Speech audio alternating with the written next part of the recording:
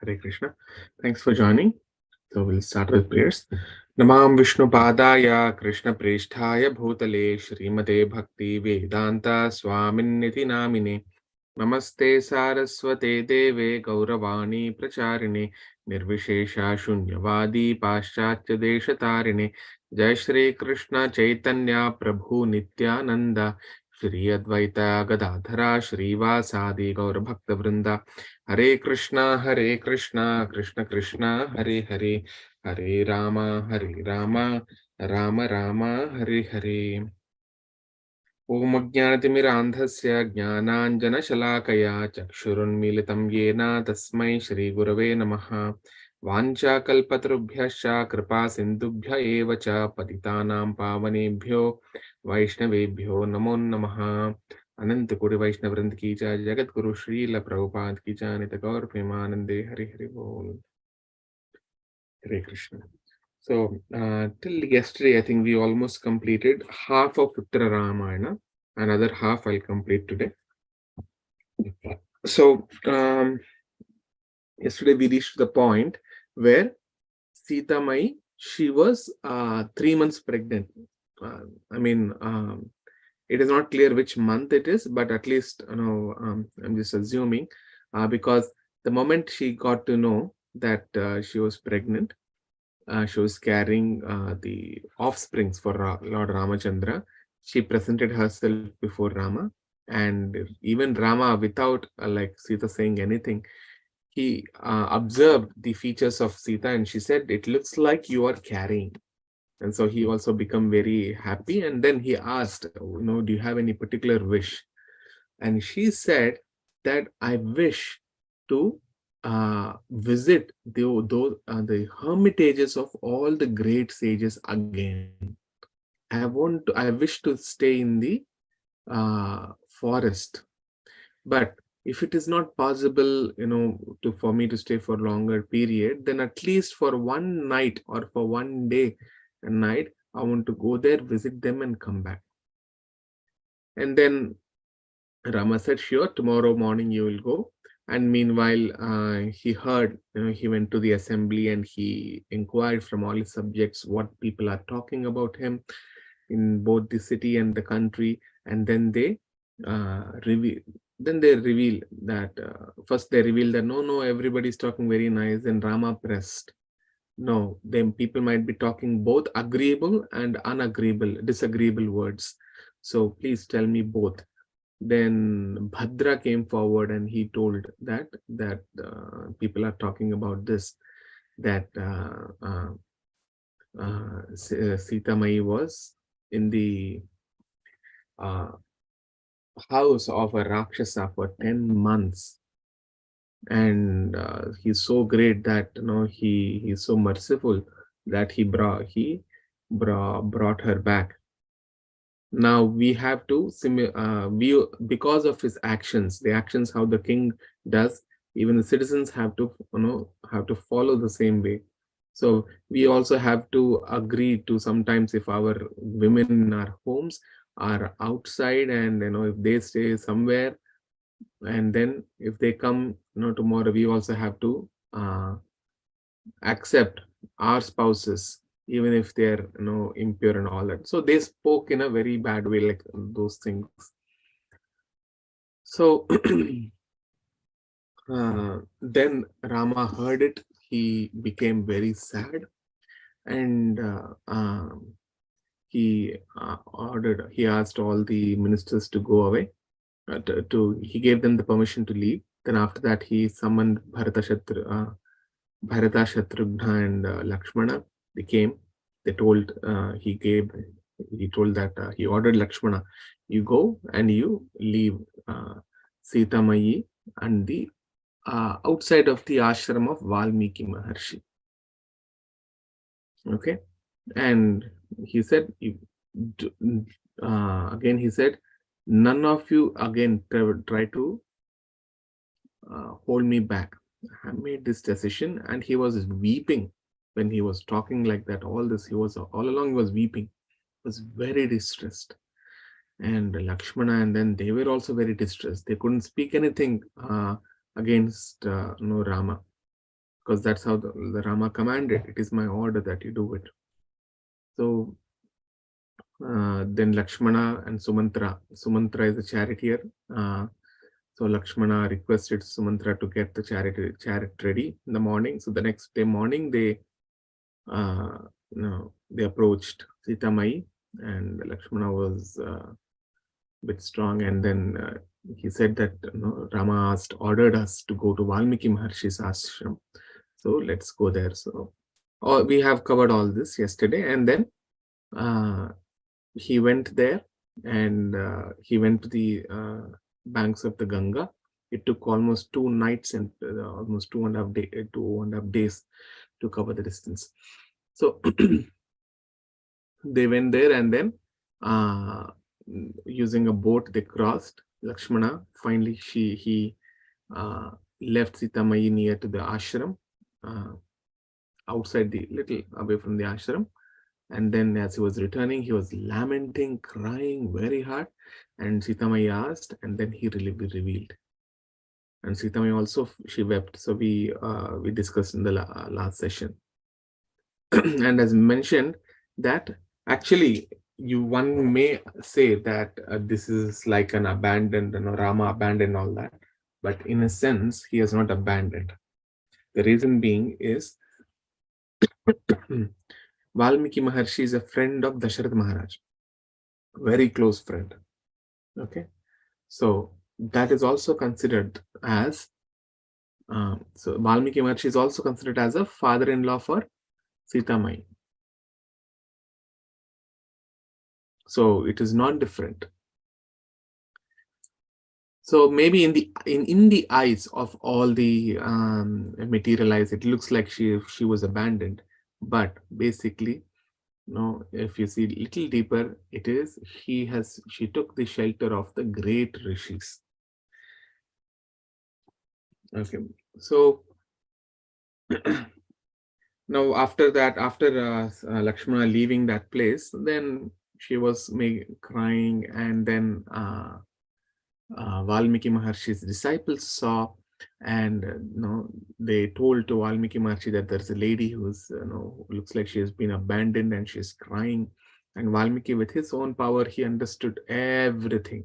So he hurriedly came towards Sita Mai, and she said that, my dear mother, you don't worry. You stay here itself in this ashram, and don't cry, don't weep. You don't have to give me any answers. I already knew, and you are very pure. You're very pure. So later, Valmiki Maharshi took her to the to his ashram, one part of his ashram where all the ladies live. The wife of sometimes those ashrams are basically for all the women. Normally, the women and the brahmacharis are not allowed to mix. Never. So it doesn't mean that they cannot come and see the sages. They do come, but when they have to stay, when the great sages come, sometimes the Rajarshis they come. When the rishis are in Vanaprastha, when they all come, so they come with their wives and all that. So at that time, the wives stay on the women's ashram. So they have a women's ashram for all the women separately. So he went there, he gave the orders that all of you, because the ladies there, the women there, when they saw that Valmiki Maharshi came to that ashram, normally he doesn't come there. So when he came, they were all perplexed. They said, my dear Maharshi, please tell us what you want us to do. We're very happy that you came here. So they said, Sita Mai, Lord Ramachandra's wife, is here. And she has been abandoned, what he says that she will stay here, and she's carrying the offspring for Lord Ramachandra, and you will all take care of her, and none of you will ever give even the smallest pain to her. Okay, you have to take care of her very nicely. So they also felt they were all sadhvis. They were also doing austerities there under the supervision of Valmiki. So they all were very happy to receive Sita Mai, and she was exactly being taken care as as a uh, like a daughter-in-law by mother-in-laws there. So nicely she was being taken care. So if you understand a bit about you see the mercy of Lord Sita, Ramachandra and Sita Mai, she wants to give. I think I covered this even in the first part when I was talking about in Balakanda, that she came there.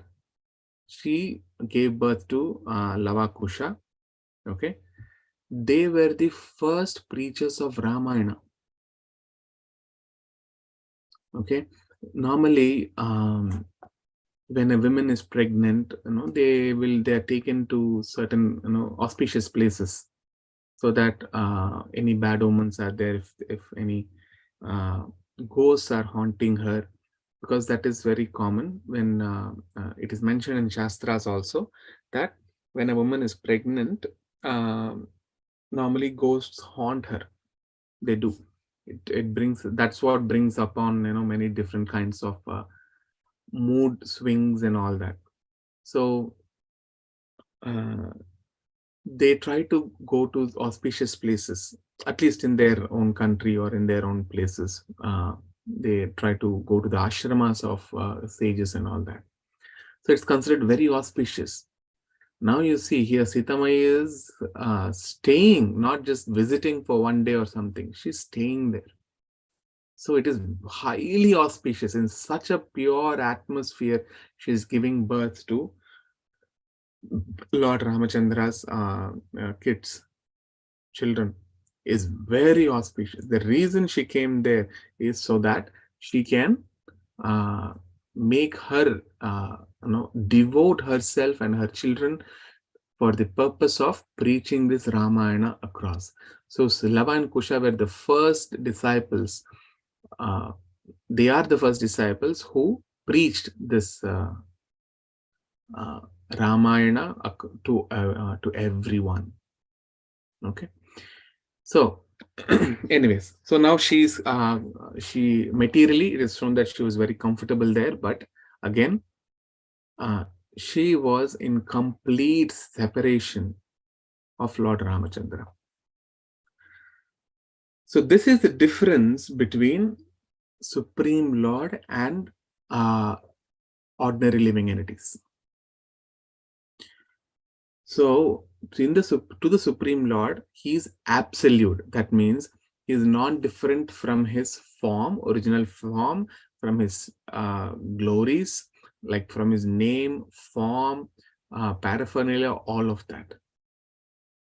So normally, a simple example is given that when you are very thirsty and you just chant water, water, water, water, the thirst will not go. Because the word water is different from the object or the original water. Until unless you take that, this cannot be quenched. But in the case of the Supreme Lord, both are the same. The form and the name is same. So that is why it's called Channa Avatara. That means Channa means hidden avatar. So the Lord is non-different from his name. So when you chant Krishna, when you chant Rama, the names, that means the Lord is dancing on your tongue. He's right there, then and there. So when you keep chanting, what happens is Hare Krishna mantra, as advised, as it is recommended in Kalisantarana Upanishad and Brihadaranya. Brihadaranya Purana, all of those Puranas are there. Puranas, Upapuranas. The same mantra is mentioned. It is for Kali Yuga. So when you chant, you keep on chanting, chanting, chanting, you will get purified. And when you get purified, you will realize that the Lord is there then and there. When I say Krishna, he's right there. He's present. So that's why you see, even in Vrindavan also, when the Lord renounced the gopis and he went to Mathura and Dwarka, So all the gopis were in the uh, in the separation of, they were having love towards Krishna, and that too it was in separation. So when they used to think of Krishna, they don't feel actually, although a physical absence might be there, but Krishna was there right then and there whenever they think of him. So when Sita was here, 100% her mind was always thinking about Lord Ram. The circumstances around it is an ashram, is in such a austere uh, um, circumstances. She gives birth to, you'll see later that she gives birth to Lava and Kusha. Very auspicious, always 100% she's thinking of Rama in separation of Lord Ramachandra. See, if someone is hurt, hurt so much materially, if you see, if a mother is carrying a baby and she has been hurt, what happens is it will impact the babies in her womb. They might not be proper there, some intelligence or something, some problem will be there. It is meant, this Garbhadhana Sanskara says that a woman, when she is carrying, she must be taken care of very nicely, given her all the comforts and all the pleasures, all the comforts as advised by the scriptures. Okay, not that okay, I wanted to, suppose she has got a desire that I want to be in the moon, and suddenly, if it's not possible, and then she laments, and like, that's nonsense. Okay, again, that's why I'm saying the desires which can be fulfilled as per the instructions of the Vedas or the scriptures, it must be given. So that's why she's normally she's sent to her mother's place, because she'll be more comfortable there.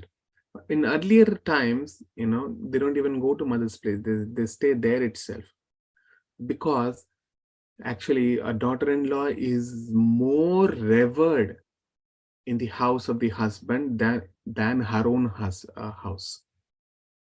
It is a rule that, suppose in a family, when a daughter is married, when a wife comes into that family, when she's married to the husband, that house must consider daughter-in-law higher than their own daughters. Who comes first? Daughter-in-laws come first. Okay, then the daughters. Okay, so those are the things. Anyways, but this is Kali Yuga. You'll see that in Kali Yuga, all the rules and regulations are getting compromised. You will see that daughters are given more respect in the family than the daughter-in-laws. So earlier it wasn't like that. So that's why daughters, although daughter-in-laws were carrying, they would stay in the house of the husband itself. They would never feel vacant or missing. Anyway, so she was staying there. Now Lakshmana is seeing all this. He has gone back. He has crossed the river, and on the other side of the river, he mounted onto the chariot with Sumantra, and they're riding. But he's keep on looking behind. And when she entered the ashrama of the Valmiki, then he became little pacified. But he was lamenting so much. Why this has happened? This is more cruel, very much cruel than Sita getting abducted. So Lakshmana was lamenting without any control. So at that time, Sumantra, he speaks. My dear Lakshmana, listen to me. What has been spoken about you all previously? I know this, that this day will come. So Lakshmana was surprised. How do you know that this day will come? Then he mentioned that once Durvasa Muni, he came to Vasishtha Muni's ashram.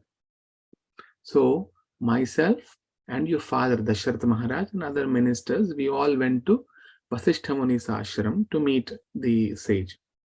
So we went to his ashram, and then we gave him all the respects. We served him, the sage, and then your father, he asked about you. He said, he asked Durvasa Muni, my dear sage, how long will my lineage last? What will be the lifespan of Lord Ramachandra? What will be the lifespan of my other sons? I want to know everything what will happen to my lineage. Could you please tell me?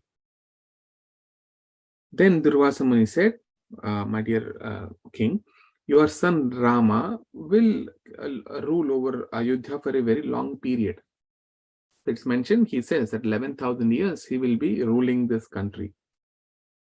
That means this has happened when Rama, Lakshmana, Bharata, Shatrughna.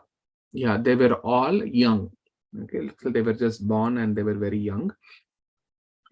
So Durvasa Muni says that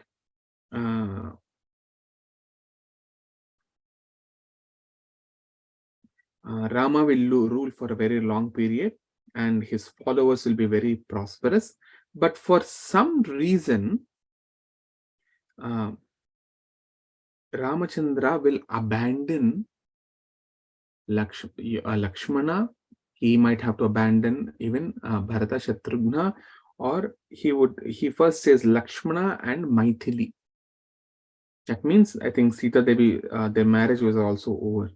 So he says that Rama would have to abandon Maithili, that is Sita Mai, and Lakshmana also.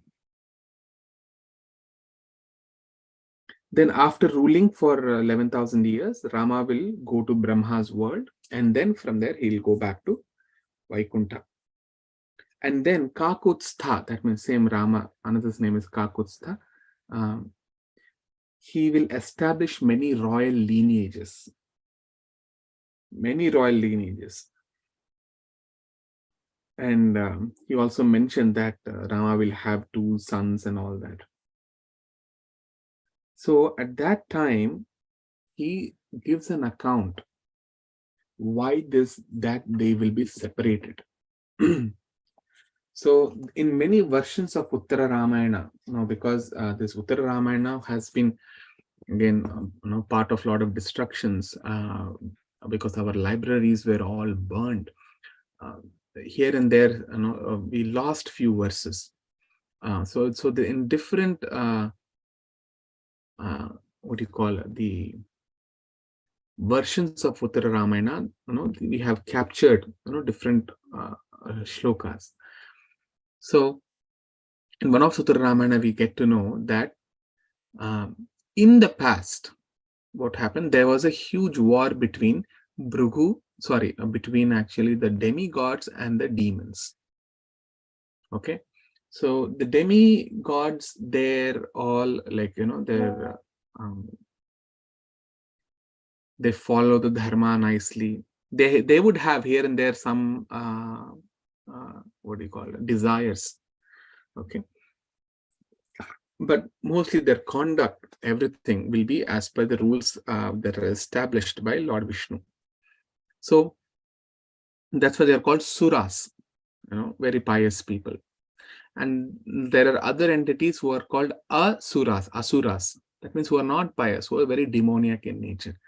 So always there is a war between the demons and the demigods. Whenever demons find a leader who is very powerful, immediately they will go and attack all the demigods.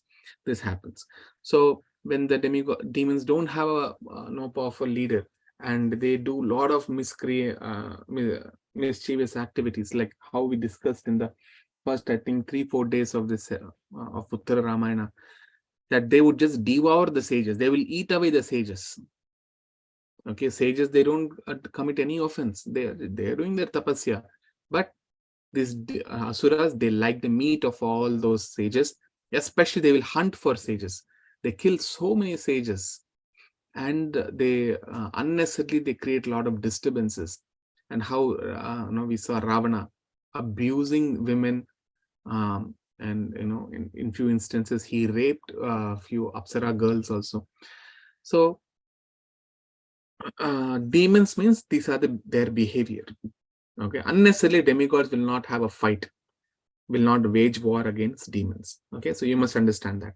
Now, having established the fact about demons, so what happened is one day Shukracharya was a guru of all the demons, and uh, he went to Shiva to get some boons for all the demons. So meanwhile, there was a war. So the demons, they went and they took shelter of Kavya Kanta. Okay. So Kavya Kanta is Bhrugu's wife. And Bhrugu and Kavya, they gave birth to Shukracharya. Okay. So they go and took shelter of Kavya. And what she did is, with her power, okay, see, her intervention was not required, but with her power, she put all the demigods into deep sleep. Or basically, in some versions they say it's deep sleep. In some versions it is said that all the demigods are immobilized. They could not even move. They were frozen. So that's again a great destruction. So and Indra was also immobilized. Then he prayed to Vishnu, and Vishnu appeared, and he said, "My dear Vishnu, what can we do now? Like all the demigods there, all of us are immobilized."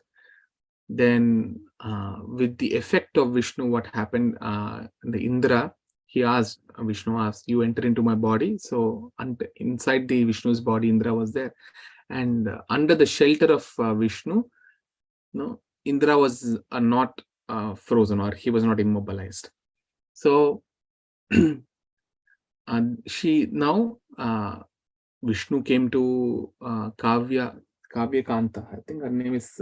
I know her name is Kavya. The other part I think is Kanta or Kashta. Okay. So she understood. Oh, Indra is taken shelter of Vishnu. So she became very angry, and she was about to again curse.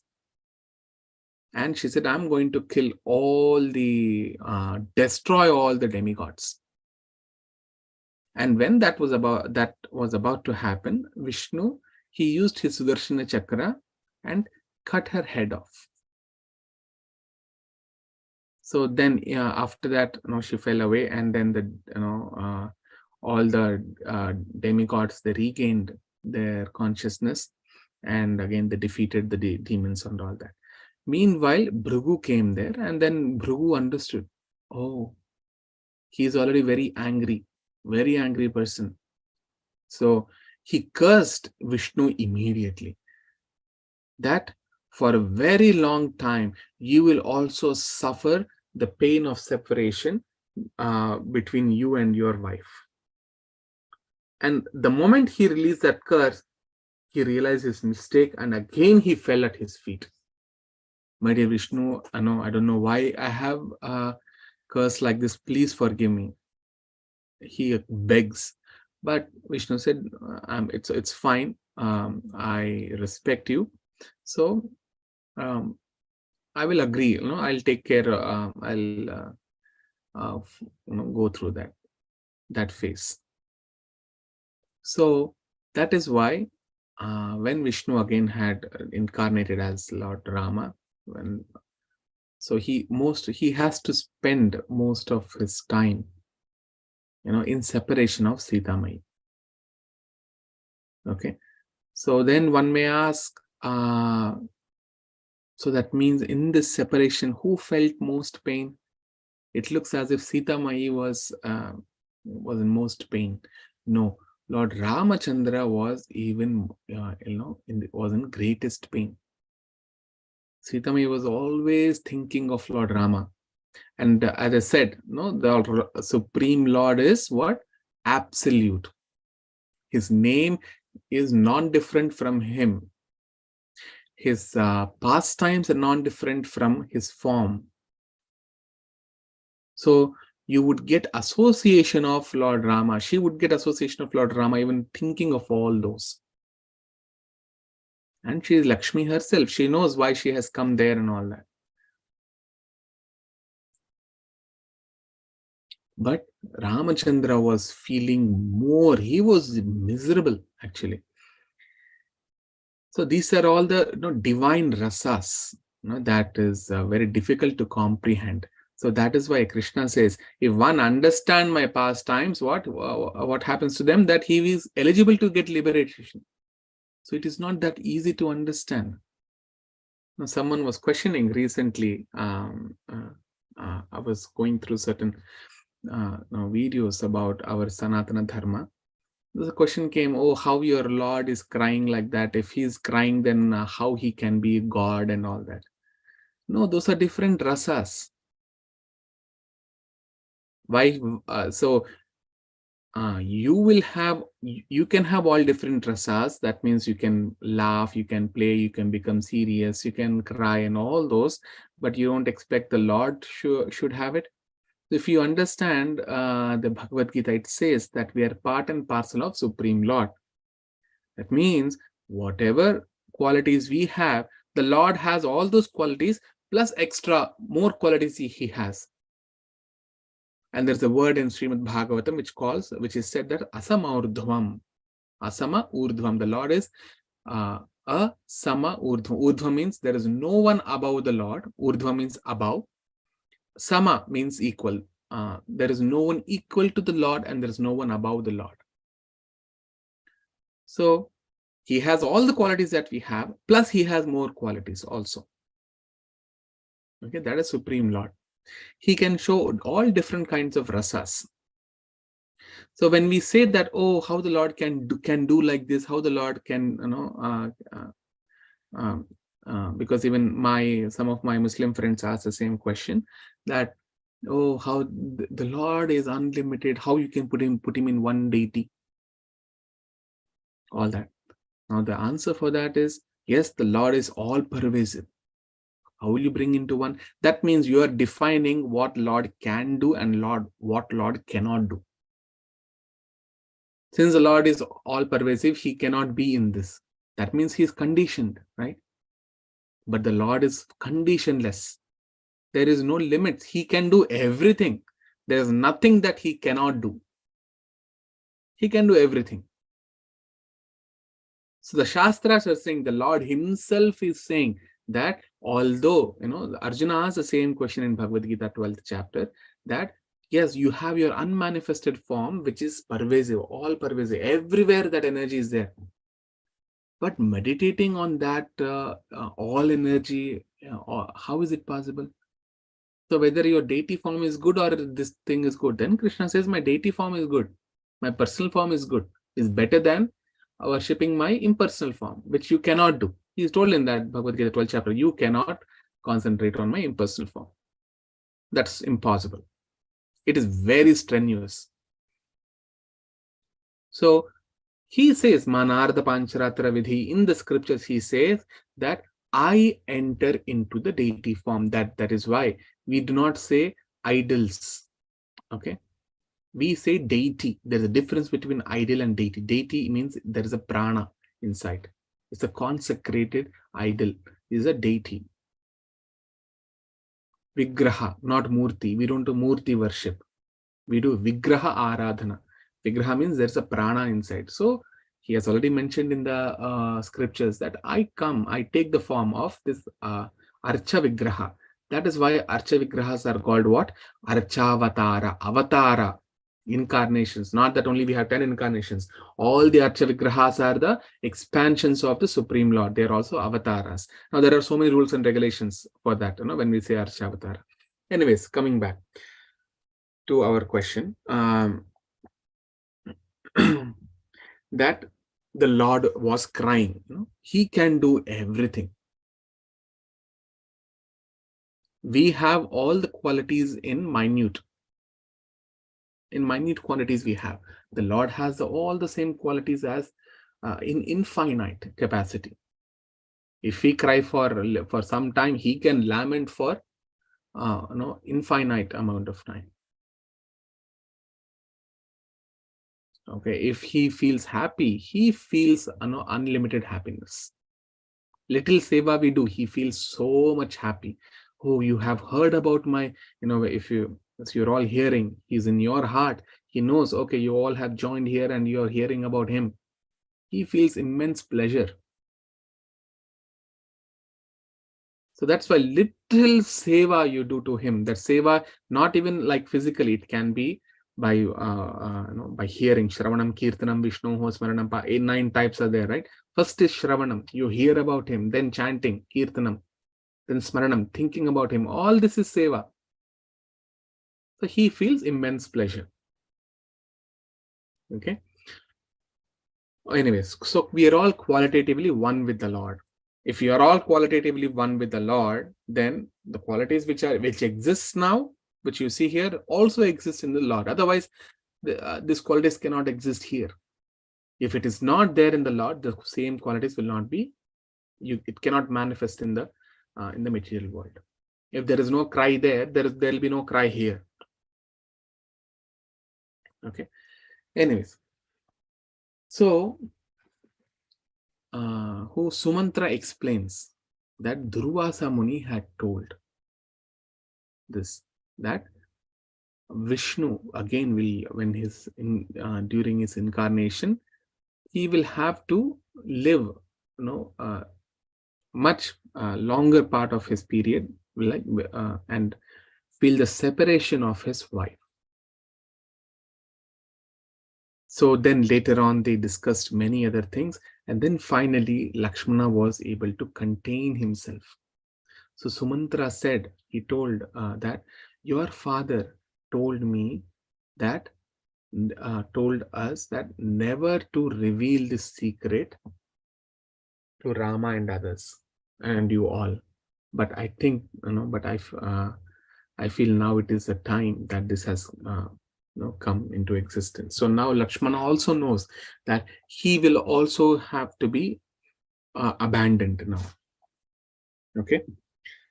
So anyways, as they were speaking, they took almost 1.5 day or 2 days again to return. So when he returned, Lakshmana, he came to Rama's quarters. He tightly caught his feet. He fell at his feet and tightly caught his feet, and he cried and he said, yes, I have done whatever you have agreed. And Rama was also very much in miserable state. And if you see why Lord Ramachandra or Krishna, they could take such very tough decisions, because of one of the quality that they have, that is renunciation. We know, we all went through the definition of Bhagavan. Bhaga means opulence. There are 6 opulences. One is Shri, beauty, fame, wealth, power, knowledge, and renunciation. So the 6th one is renunciation. So because the Lord has that quality immensely and infinite, so he can renounce also. So anyways, Lakshmana grasped his feet, and by controlling himself, he joined his palms together, and he said, my dear Rama, I have executed your command. I have left Janaki at the outskirts of the ashrama, and I have seen in my return that she had entered the Valmiki's ashrama, and then I have returned. So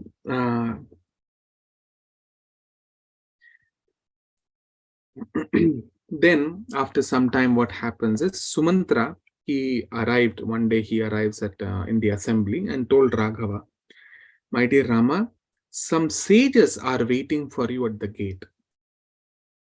And the main sage, his name is Bhargava Chyavana. Bhargava Chavana, he is waiting at the gate, and he's being followed by many other great sages.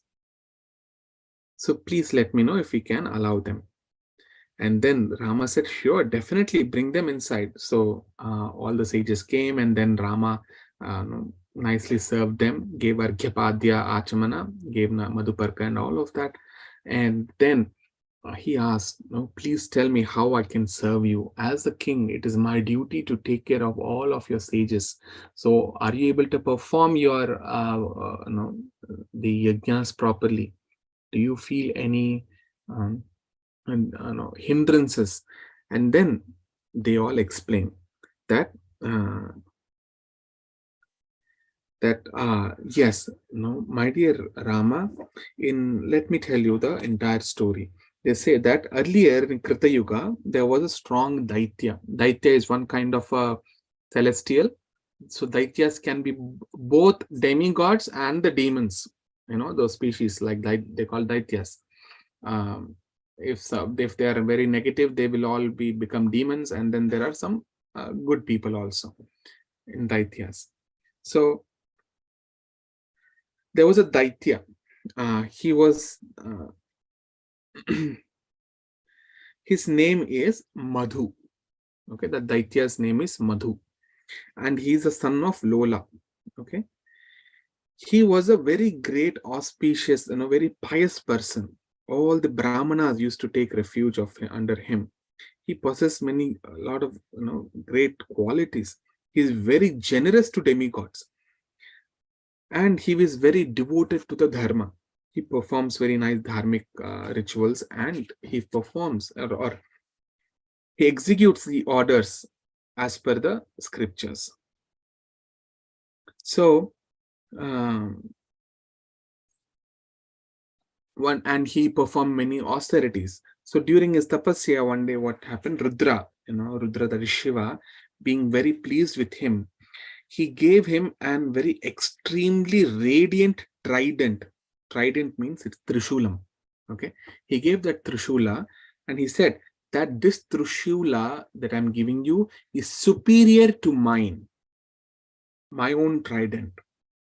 And Shiva said to Madhu, said, you possess, so I'm giving you this trident, you take it.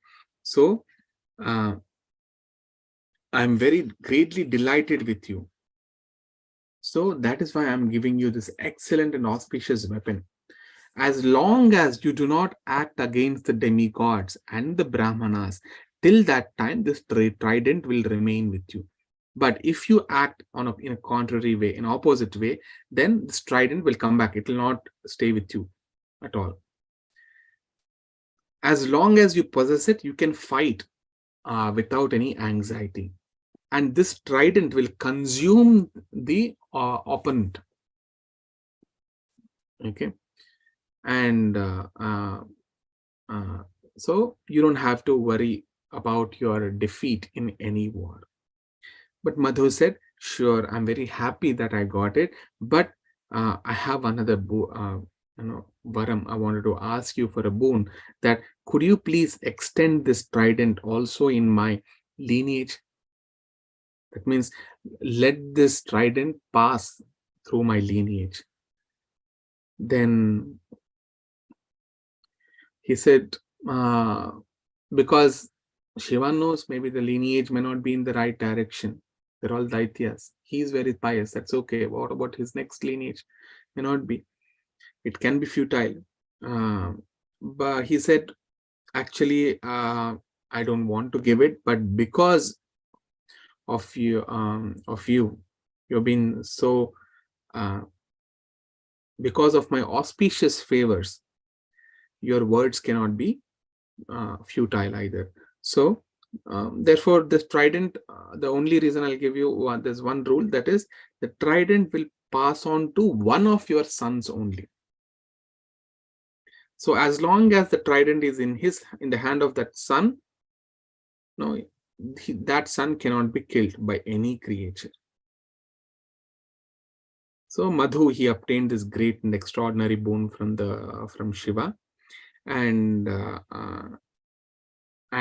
he was married to Kumbhinasi.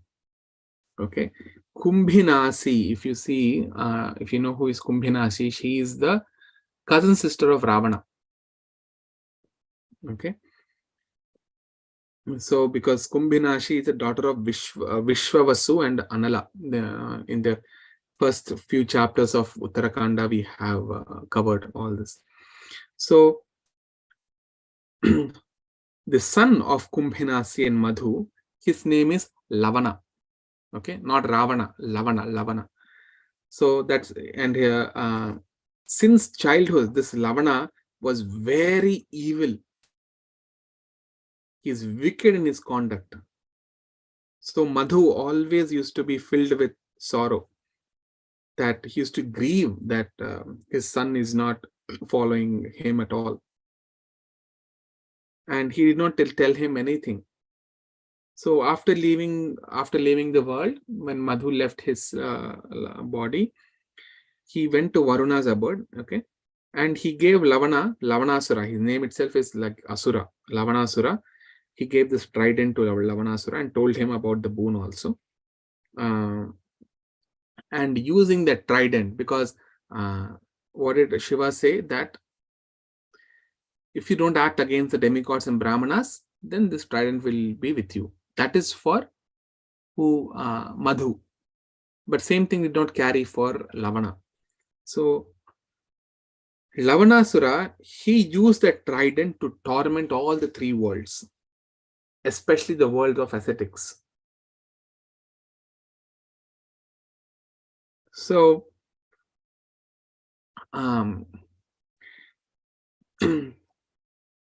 now the Bhargava, Chevana, all these great sages, they beg him, my dear Rama,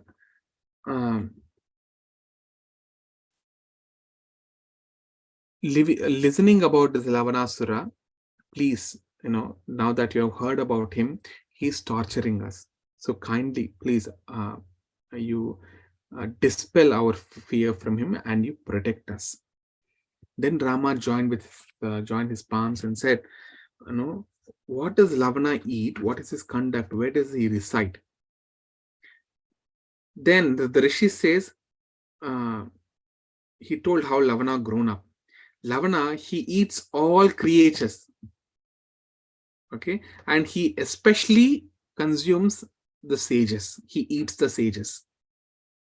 Every day, he always kills and eats 10,000 lions, tigers, deer, leopards, and humans. This is his meal for one day. And he eats many other creatures also. And and where does he reside? He always resides in Madhuvana or Madhupura. That Madhupura is nothing but Mathura. So Madhupura became Madhura, and then that became Mathura. So the present Mathura is none other than the place where Lavana was there. Lavanasura was there.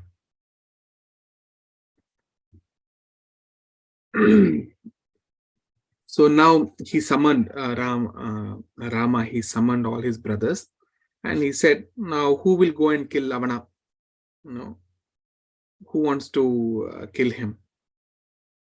So Bharata, Shatrughna, does one of you want to go and kill him? When Rama said this, Bharata said, I will go and kill him. He should be part of my share. It is my share. Very in a Kshatriya spirit, joyous mood. They all share. No, I will go and kill him. But Shatrughna, he intervened and he said, my dear Rama, my dear brothers, there's no doubt that you can kill. No doubt. But Rama, in your absence, Bharata has already gone through so much of pains. Okay. So his heart was already tormented while he was waiting for your return. And he had to tolerate many kinds of hardships. He slept on a bed of misery. It means so much of miseries he was going through. He ate only fruits and roots. He matted his hair and he was attired in the tree bark dress. So Bharata has already undertook very great kinds of hardships. Therefore, um, if you send me while he still remains here, no, he doesn't have to face any hardship again. So then Rama said, Sure, Shatrughna, then let it be that way. But you act according to my instructions. He says that once you have killed Madhu, okay, the city of Madhu will be yours. Okay. Since it is your wish that Bharata should reside here, and you're very brave and you're accomplished in learning, so you're capable of establishing a very prosperous city and very auspicious countryside in Madhupura. Because again, he says that if a king goes and defeats a particular kingdom, and if he does not set up a proper ruling there, then he goes to hell. Rama is telling this. So once you go there and once you kill him, you have to set up that kingdom nicely. So I'm declaring you to be the king of Madhupura. So Shatrughna said, no, my dear Rama, I don't want to leave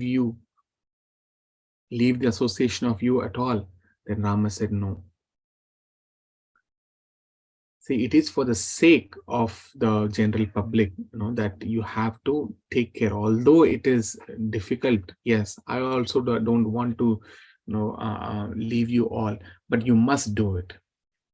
So he ordered, Rama ordered Shatrughna that you go to the Mathura, and you take over that kingdom. So Rama, he immediately called all his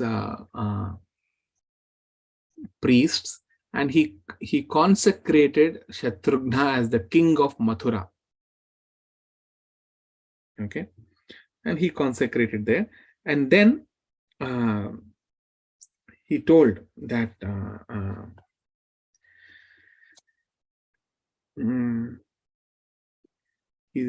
Rama says, actually Rama keeps Shatrughna on his lap after consecration, and he told that, my dear descendant of Raghu, okay, I'm giving you this divine invincible arrow. You kill Lavana with this arrow. So it is mentioned that now he gives the history of this arrow. This arrow was created by Kshirodakashai Vishnu. Okay, when Kshirodakashai, no, I think Kshirodaka or Garbhodaka. So one of the Vishnus, when he was lying on the great ocean, at that time, no one could be seen. Okay, neither demigods or the asuras. So that time, this Garbhodaka Shai Vishnu, he created this arrow. Why? Because although no one was there were two demons who took birth. They were Madhu and Kaitaba. Madhu Kaitaba. So to kill them, Vishnu had created this arrow.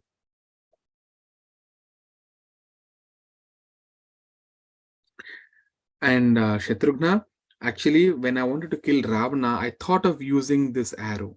But the moment I bring up this arrow, it brings great fear among all creatures. So I could not use it. I just kept it again. But now that Lord Shiva had given a great trident to Madhu, and that is coming down to Lavanasura, make sure that when you meet him alone. Okay, so Rama is telling to Shatrughna, don't wage a war against him along with the army. You fight with him alone. But he says that Lavanasura, every day when he comes out, he comes out of his kingdom to what is that, like to eat, the 10,000 animals. He goes and hunts all those animals. So when he comes out to hunt, he does not bring his trident at that time.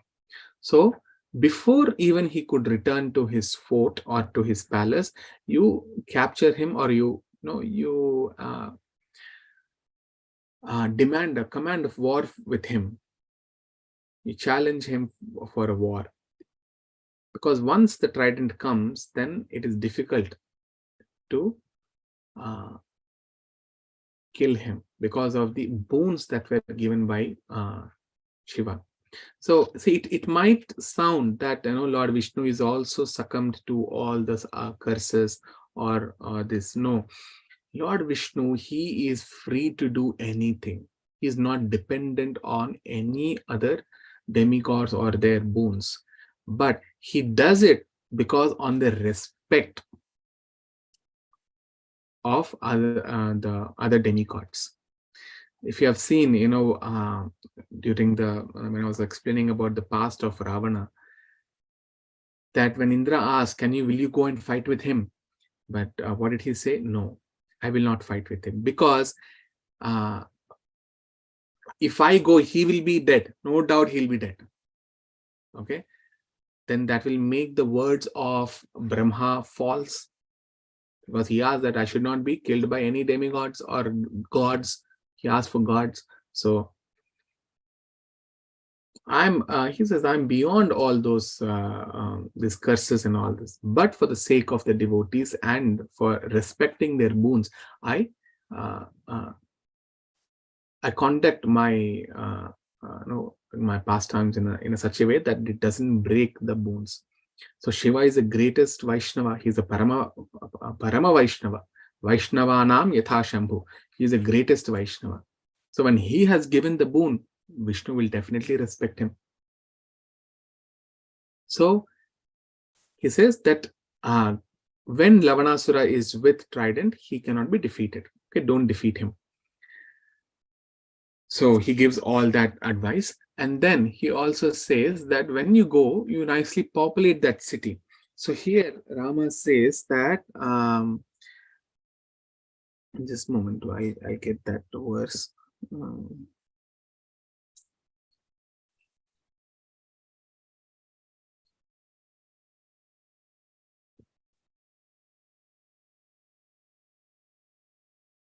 Okay, so when you go from here, you take along with you 4,000 horses, 2,000 chariots, 100 elephants are there. You take all of them.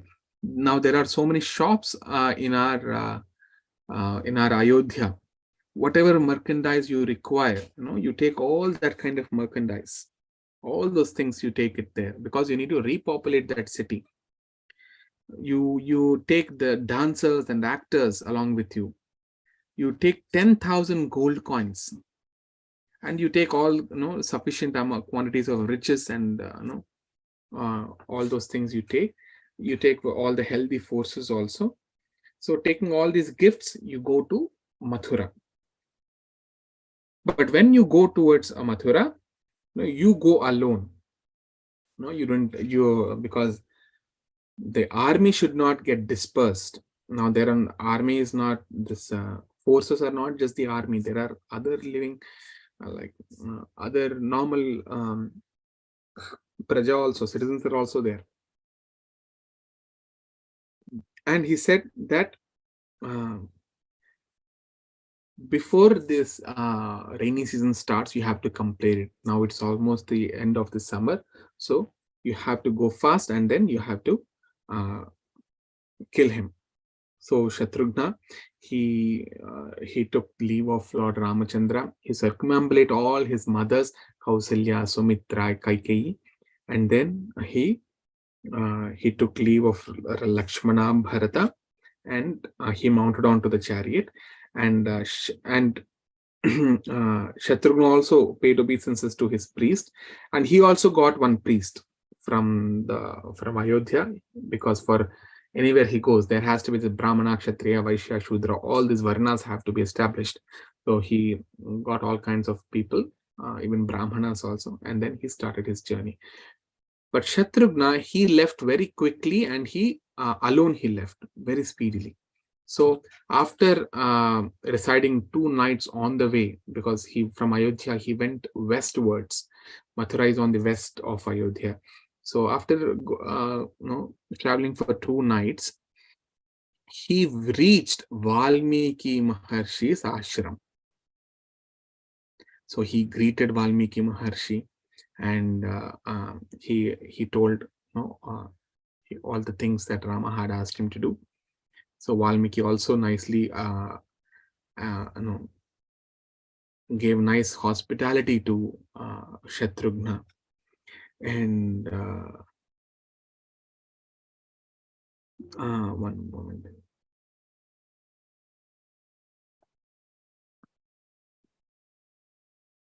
And then he actually says that you see that okay, after getting all the hospitality, then Valmiki says, Shatrughna, listen to me. You know to whom this place belonged to earlier times? Your ancestor was one of the son. He was a son of King Sudasa. His name was Mitrasaha. Okay, so um, when Mitrasaha was a child, he started to hunt.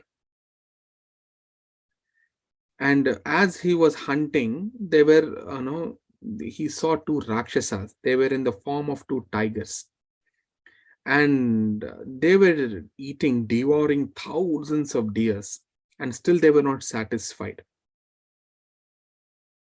And he saw that those two Rakshasas has emptied the forest of all the deers. So, because that is a duty of the king. When the king means he's Raja and the citizens are Praja.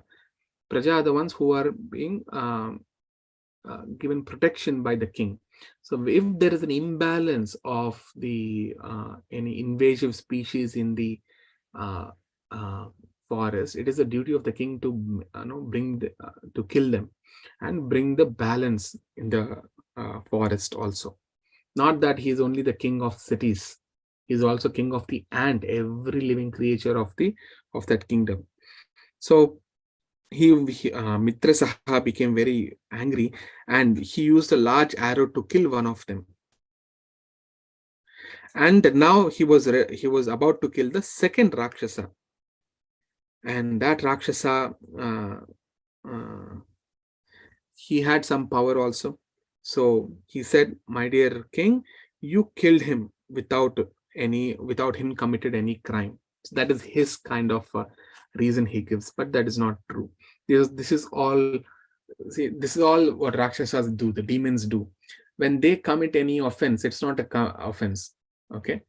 But when they get the punishment for their offenses, they would say, "Oh, what mistake I have done? I have not done any mistake, and still you have punished me. So I will curse you."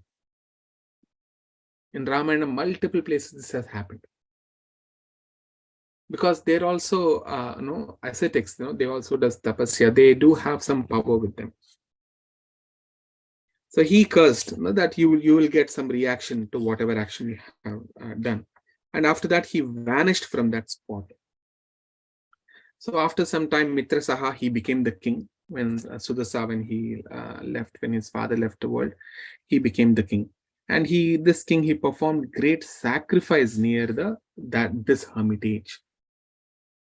Valmiki is mentioning, your forefathers have done a horse sacrifice, Ashwamedha Yajna sacrifice in this place. So when the sacrifice was over, what happened? The Rakshasa, one of the Rakshasa who left, he wanted to take a revenge. So that Rakshasa, he assumed the form of Vasishtha Muni. He came before the king and he said that, now that your sacrifice is over, please give me some flesh to eat. So you have to quickly give it to me. You should not think about it. So he heard the words of that Rakshasa, but he didn't know that it was one of the demon. And then so And then what he did is he swiftly prepared a very tasty, it's mentioned like what Rakshasa can eat, Havishya. Um, he prepared a lot of food which is mixed with meat, and actually he gave the order, you go up, you cook this meat. The cook was scared, was terrified when he heard it. Okay, because it is mentioned in the Vedas that none of the people who are in this thing, they would eat meat until unless it comes to the point of uh, uh, saving yourself. There is no other vegetable or is left over, and to save yourself from death, at that time it is allowed to eat meat. Otherwise, no. So the cook was surprised. Now, the same Rakshasa who assumed the form of Vasishtha, he took another form as a cook. He took the form of the cook, and he did all that has been asked to do. So he prepared a lot of preparations from the meat. So Mitra Saha with his wife Madayanti, so they brought all the preparations and they offered it to Vasishtha Muni. And the Brahmana Vasishtha Muni, he got to know that all this food, because he understands, he's a Brahmarshi, he knows, looking at that meat itself, he understood, oh, there is a human flesh also. With all this you have brought to me. He became very angry. So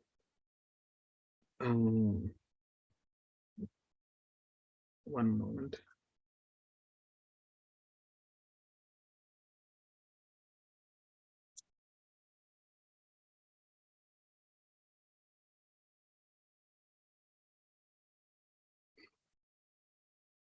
Okay. Yeah. So he said that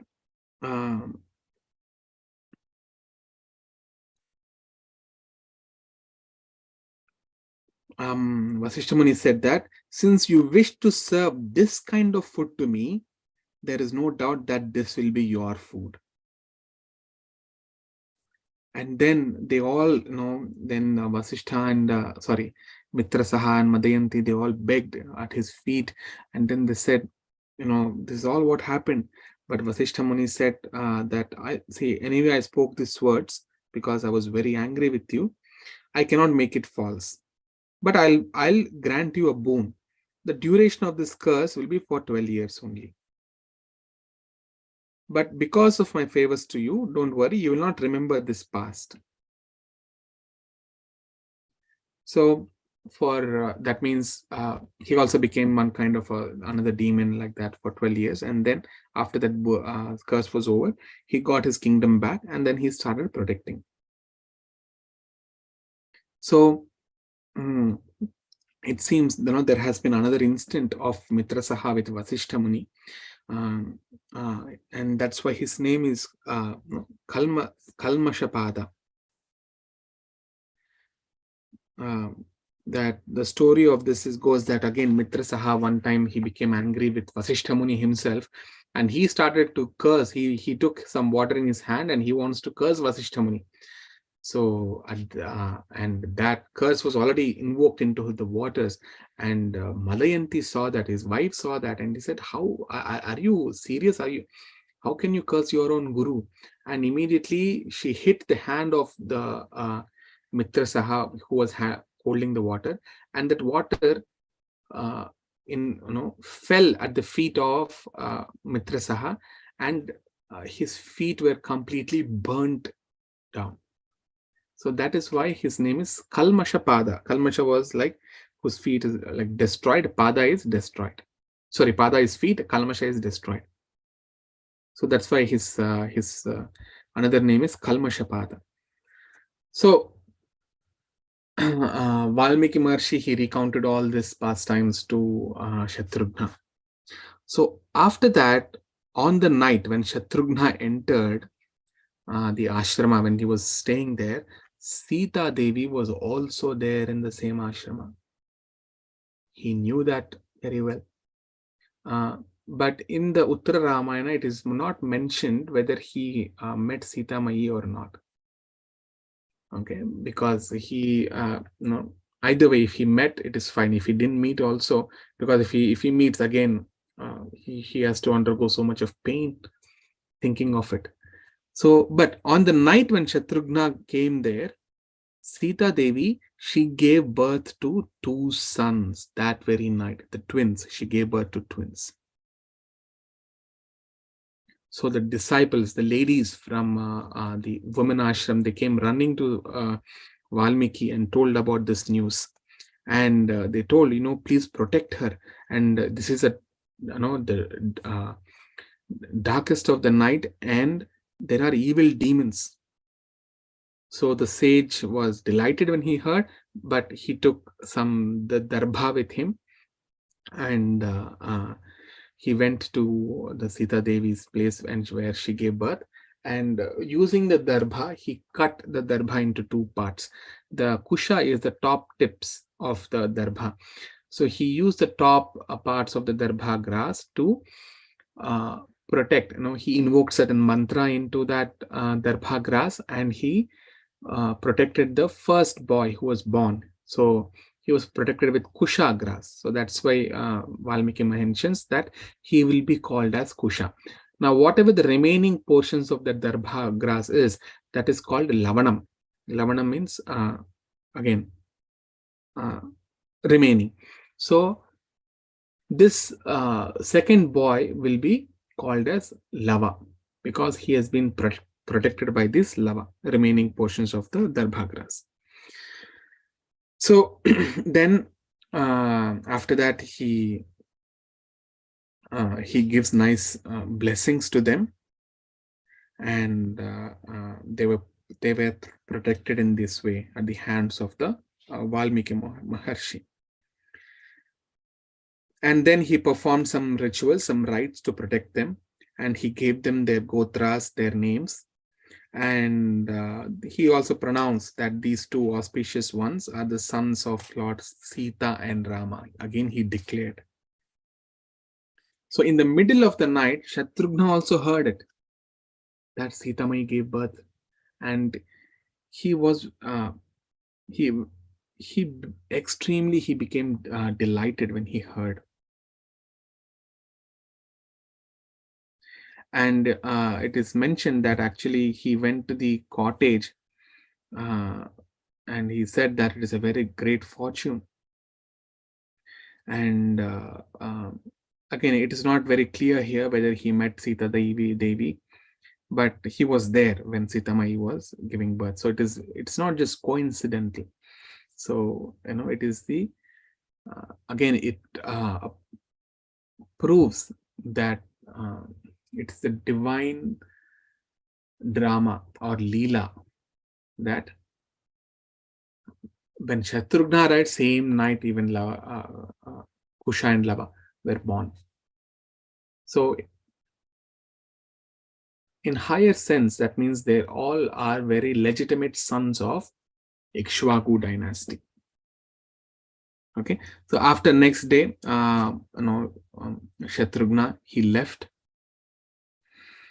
from the ashrama, and very hurriedly he went to the banks of Yamuna. Okay, because Mathura is on the banks of Yamuna, Madhupura. So as he was going, actually, he was also being he took Brahmanas also, all the Brahmana sages, Bhargava Chavana, all the sages who came and complained, they also were there with Shatrughna. So Shatrughna asked about, can you please tell me what are the Lavana's strengths and weaknesses? Then before going to the Madhupura, on the way itself, they all recount the different pastimes or the different past of Lavanasura. So he said that in Ayodhya there was a powerful king. Okay, in the earlier times, the king was Yuvanashva, and his son. Okay, his son is called Mandhata. So Mandhata, he brought the entire earth under his rule. Okay. And Mandhata wanted to conquer the worlds of the demigods also. And you see, not all the kings in Ikshvaku dynasty were pious. Some had, some were not pious also. So Mandhata, he wanted to actually, like, because they all overcome by the passion, the Rajoguna. So he wants to take over the kingdom of demigods also. So he went.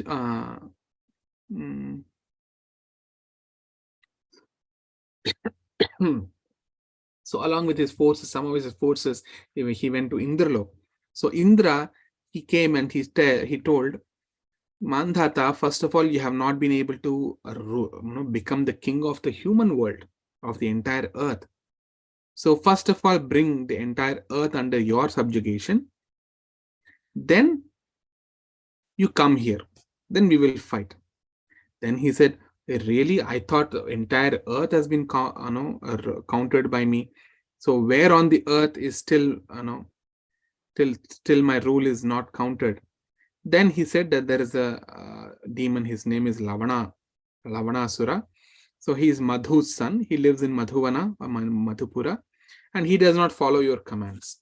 So Mandhata, he became very ashamed. He lowered his face and he didn't say anything. He left from that place and he returned to this earth. And along with his, and he got ready to go to Madhupura. So before that, he sent a messenger to Lavana. And that messenger, he spoke very disagreeable words. So Lavana, he became so angry, he ate up the Rakshasa's messenger. The Rakshasa, he ate up the messenger. And the messenger did not return for a very long time. Now Mandhata understood that something would have gone wrong. So he covered that wherever he lives, that Mathura, he surrounded that city, and from every direction he started showering arrows. And Lavana was just laughing. He got his trident in his hand, and when he came out with his trident, the trident consumed everything. So it consumed, actually, it burned it burned the kings, his servants, his forces, his mounts, everything. It burnt them into ashes, and then the trident returned back to his hand. So now he's recounting all this to Shatrughna. Your ancestor was unable to defeat this Lavanasura. But there's no doubt that you will kill Lavana tomorrow morning, as long as he has not taken up the trident. So if you are fast enough, your victory is certain.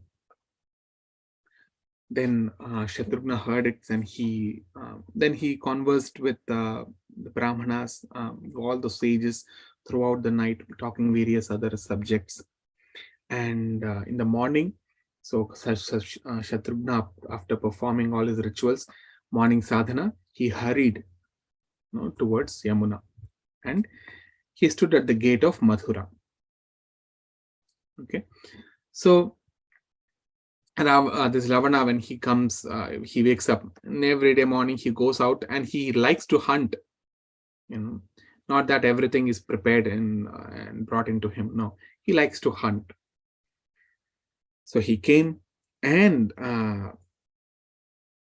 he came out, and then he was searching, and before he could return, Shatrughna was standing at the gate of Mathura,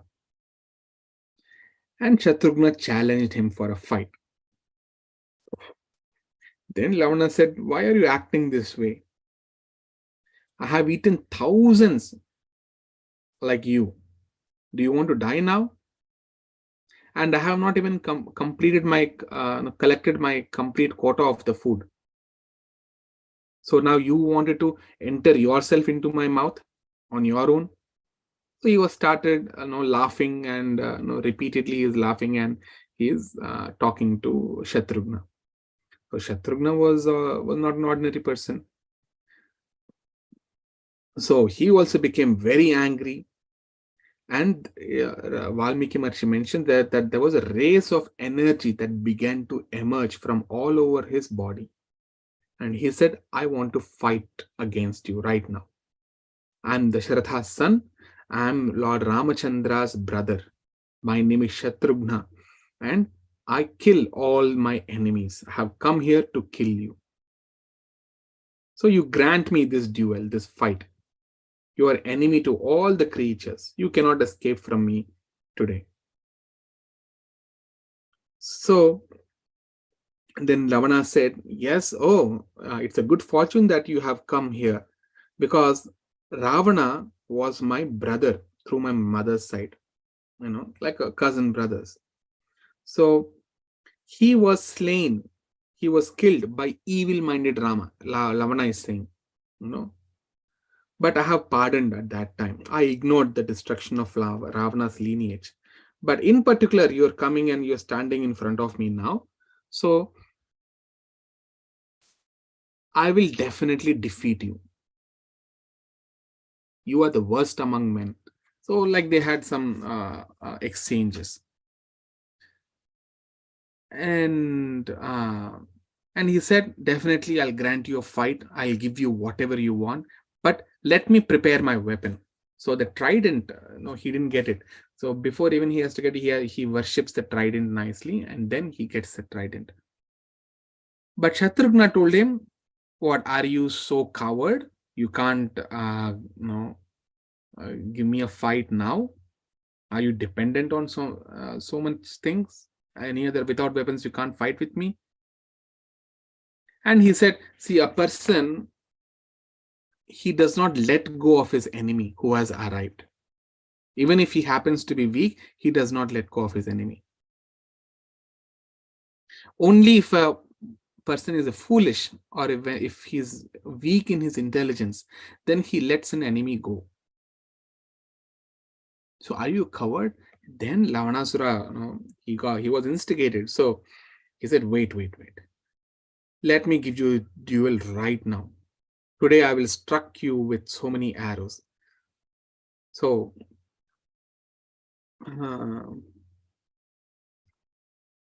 then a great fight started between Ravana and Shatrughna. So it is mentioned that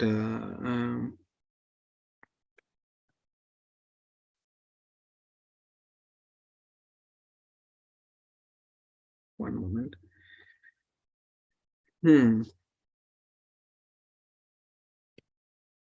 So yeah, now Lavanasura, he's using all the trees and all those things to fight with Shatrughna. And Shatrughna is using his arrows to fight with Ravana. And playfully, what Ravana did is, he got a huge tree and he hit the chest of Shatrughna. So Shatrughna fell on the ground. No, even before that, there was a great fight between two of them. I'm just speeding up. So Shatrughna fell down. Then all the demigods and the sages, they were all watching. The demigods were also watching from the sky.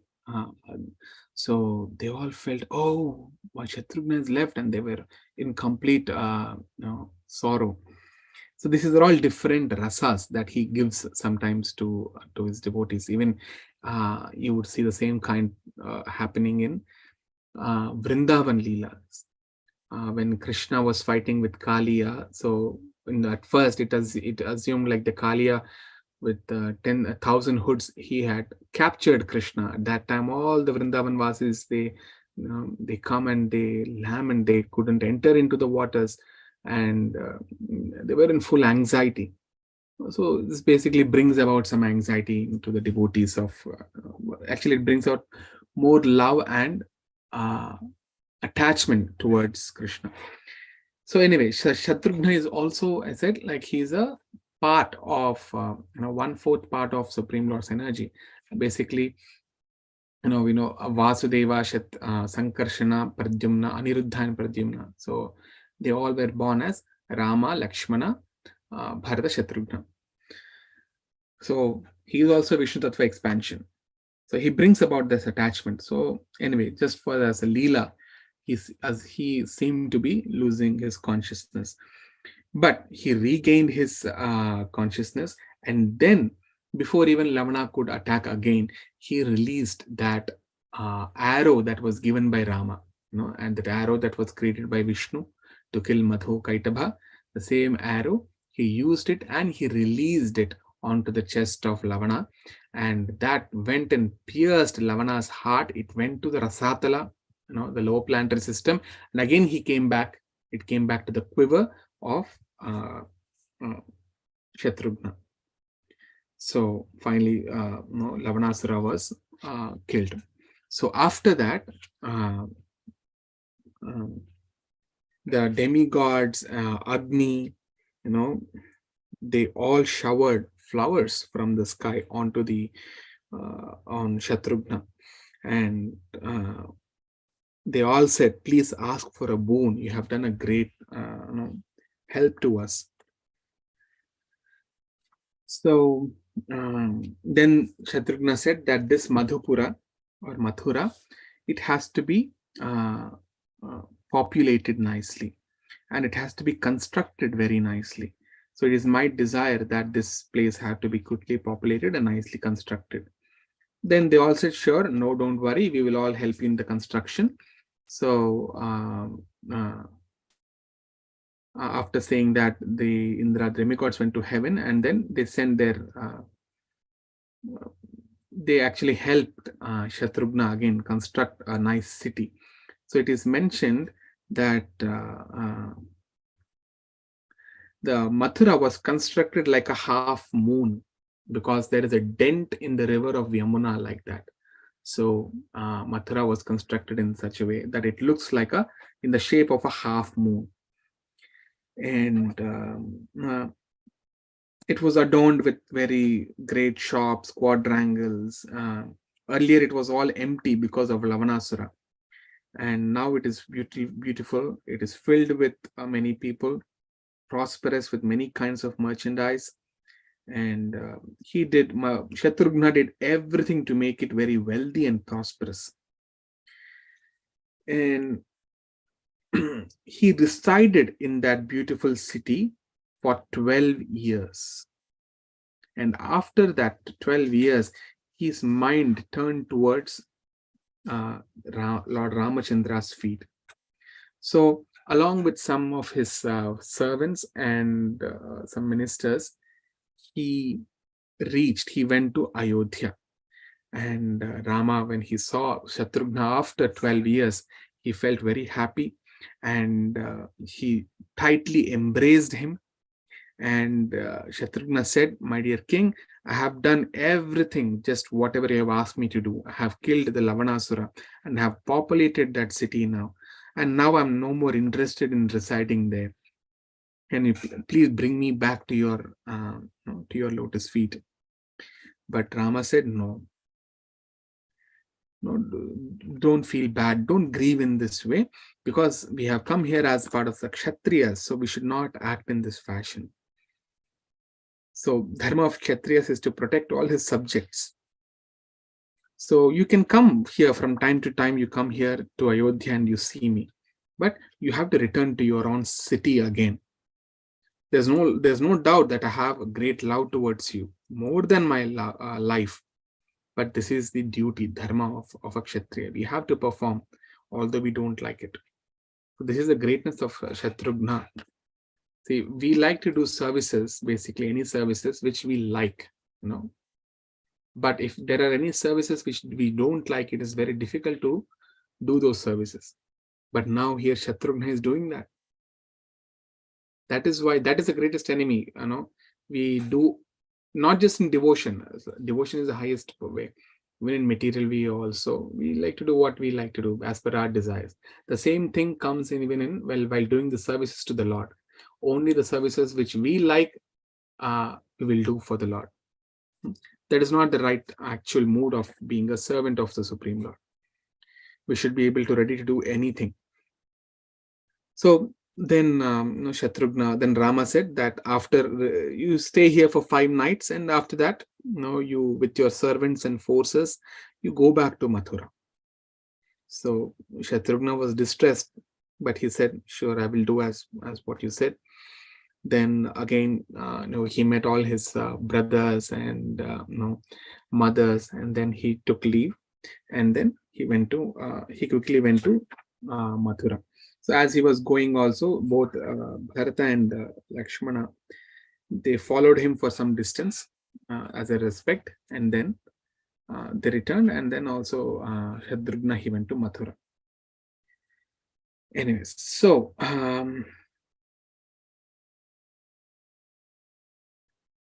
okay, now there is a pastime of Shambhu Kavadha. Okay, so some time has passed, and now what happened, that there was a Brahmana from a countryside. He comes crying at the gate of Ayodhya, and the gatekeepers immediately they inform Rama, and they ask what happened, and Brahmana has come with his son, so he asks him to present him immediately.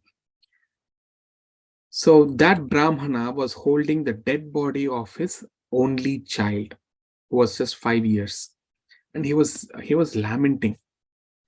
He was saying that I don't know what wicked deed I have committed in my earlier life, that I have to see you, my only son, I have to see you face death.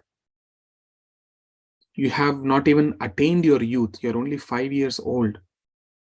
Both the Brahmana and the Brahmani, they were lamenting. So it looks like I have to die within few days. I don't remember doing anything wrong. I don't remember even telling any lie. I don't know what evil act I have committed. So, so he was lamenting in this way. And he said, in Rama's rule, this has never been seen or heard of earlier. It is terrible to behold. Because if someone is dying before their superiors, that means the rule is not proper. There is something wrong with the king, and some inauspicious things are being conducted in that kingdom. So which causes like this. That's why when it is said that when Rama was ruling, no father has to see, or no parent has to see the death of their child. Okay, that means it's very auspicious. So always the elders would die first, and then the followers. The youngsters will never die before their elders. So that Brahmana, he brought the dead body in front of the king and told, this is what happened. It is, it is opposite of what a truly, what do you call, an auspicious kingdom should be. So then Rama, he summoned his ministers and all the, even the sages also, some sages. So the sages who were there, who came at that time, were Markandeya, Maudgalya, Vamadeva, Kashyapa, Katyayana, Japali, Gautama, Narada, and Vasishtha. So Narada Muni was also there. So with their divine power, they could understand what caused this issue. Because the Brahmana, and they all said, see, this had happened. That means somewhere in your kingdom, Ramachandra, somewhere under your rule, there is something which is happening which is against the scriptures.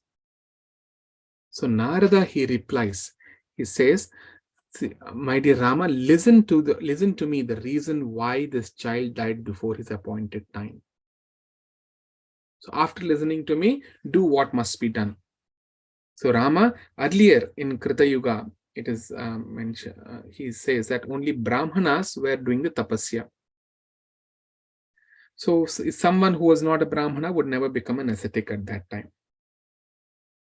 And in that yuga, almost all of them were so pure as Brahmanas. When Treta Yuga came,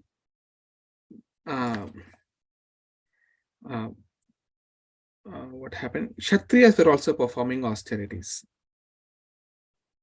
And Dvapara, Vaishyas would also perform austerities. And Kali Yuga, even Shudras are allowed to perform austerities.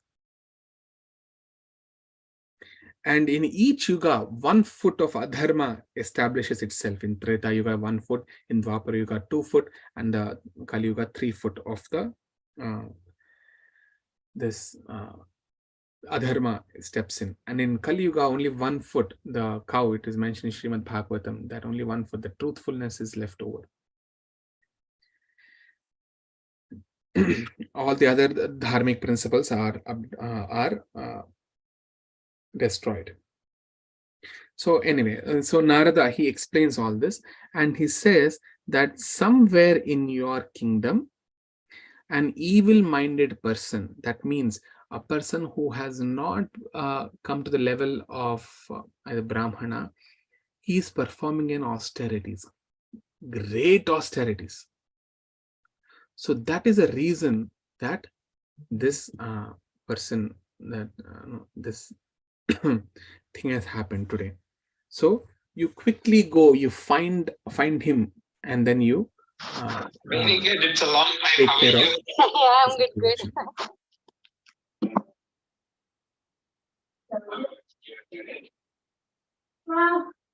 Yeah, I'm good. Okay, yeah. So now Rama orders Lakshmana, you go and you comfort this Brahmana. You put the child's body, dead body, in a pot filled with oil.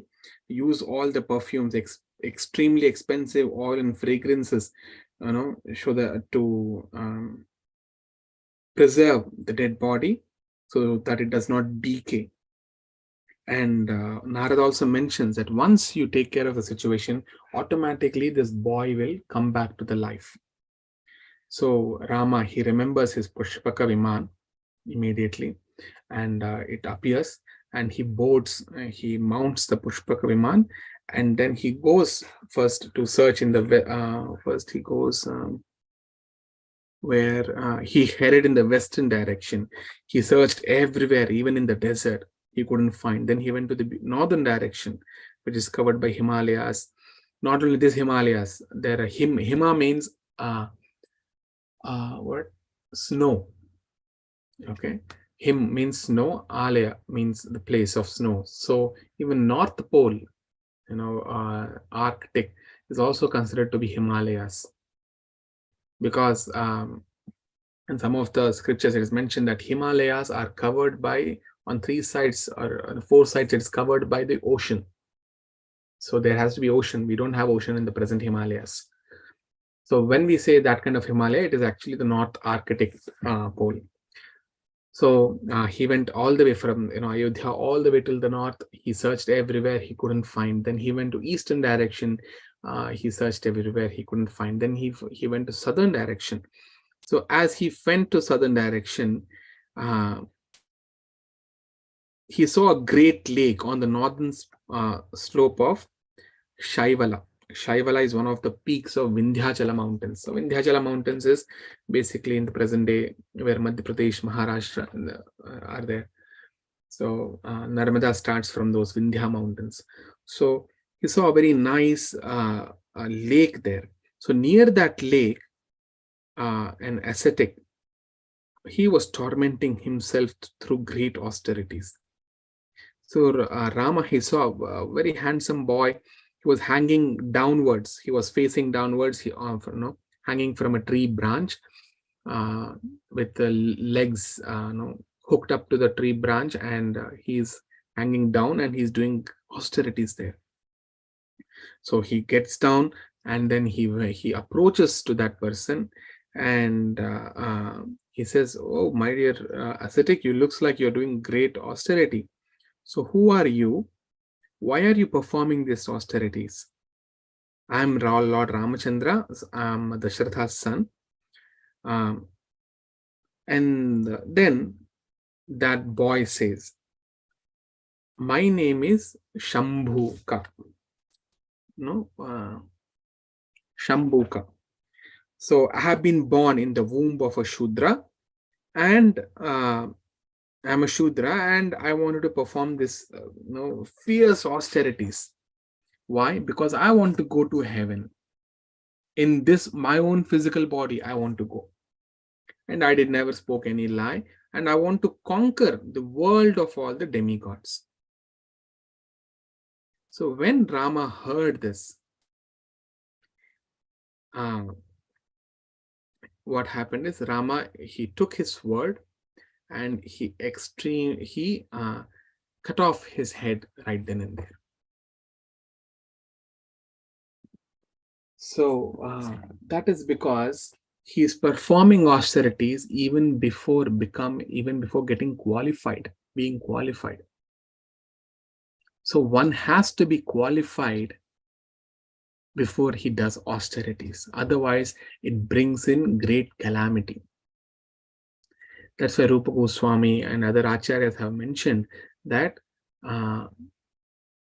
all the austerities, everything should be as per the Shastras. First of all, you have to come to the level of, you have to be qualified, and then you perform those rituals.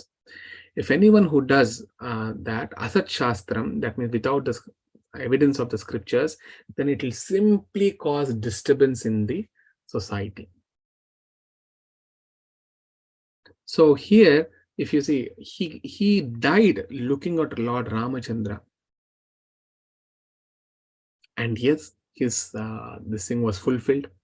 He actually went to heaven. That was his desire. And he so the moment he was killed, right, the at that instant itself, the child who was 5 years old, who was dead in Ayodhya, he came back to the life. And after that, Rama, he went to Agastya Muni's hermitage, and there Agastya is also referred to as Kumbhayoni. So and Agastya and both Rama and Agastya, they had nice conversation, and then anyways, so there are many other pastimes here that Agastya Muni gives him a nice ornament, and he says just give me a moment.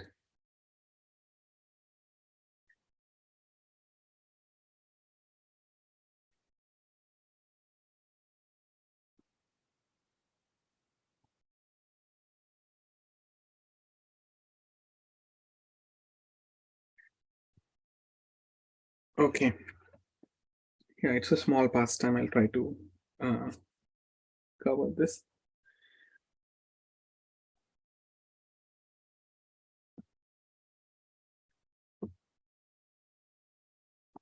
Okay. So Agastya Muni, he gave a very nice ornament to Lord Ramachandra. So he asked, what is this?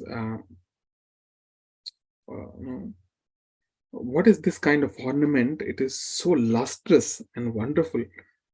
So Agastya Muni explains that in Treta Yuga, there was a huge forest. And that forest extended for 100 yojanas, 800 miles in every direction. So 800 miles in north, 800 miles in south, 800 miles in east and in west. So I, wishing to perform some austerities, I went to that forest.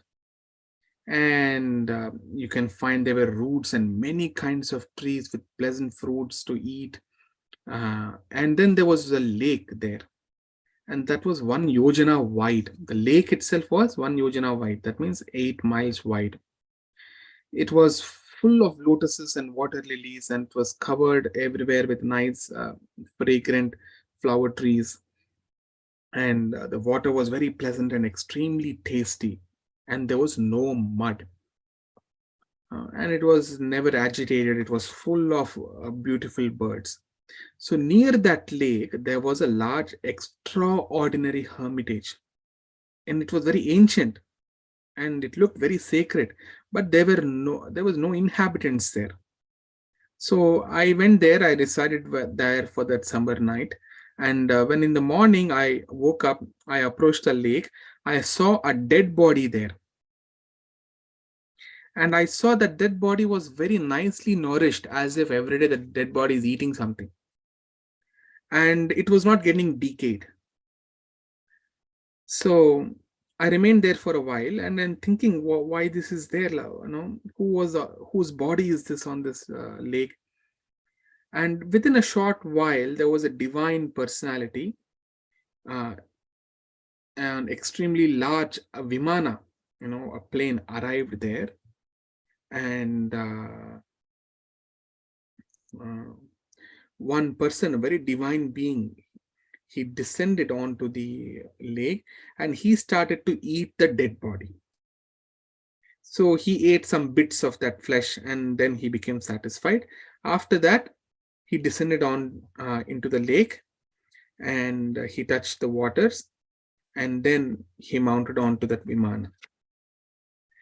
And when he mounted, I spoke. I told them, my dear personality, who are you? You look like a divine being. Why did you eat such a condemned food? So you please tell me everything. Then he said that, my dear sage, definitely I will explain to you everything. It is full of both joy and misery. So in earlier times, my father was the king of Vidarbha. He was named as Sudeva. Okay, he had two sons born from two different wives. I was known as Shweta, and my younger brother was Suratha. So after my father he left his body, I was consecrated. Shweta was consecrated as the king, and 1,000 years passed. I was ruling it very nicely. I ruled over the kingdom and following the dharma, and I protected all the subjects. So through some means, I got to know about my lifespan, and once I knew, I gave all this kingdom to my brother to take care, and I came to this this forest to perform austerities. So I came here, I performed austerities for a very long time. For 3,000 years, I performed austerities. So after performing the austerities, I obtained, I went to Brahma's world. But while I was in the upper planetary system, I was overcome by hunger and thirst. And my senses were afflicted. So I went to Brahma, and Brahma told that since I was living in that, in that hermitage, or not hermitage, in that lake, one moment.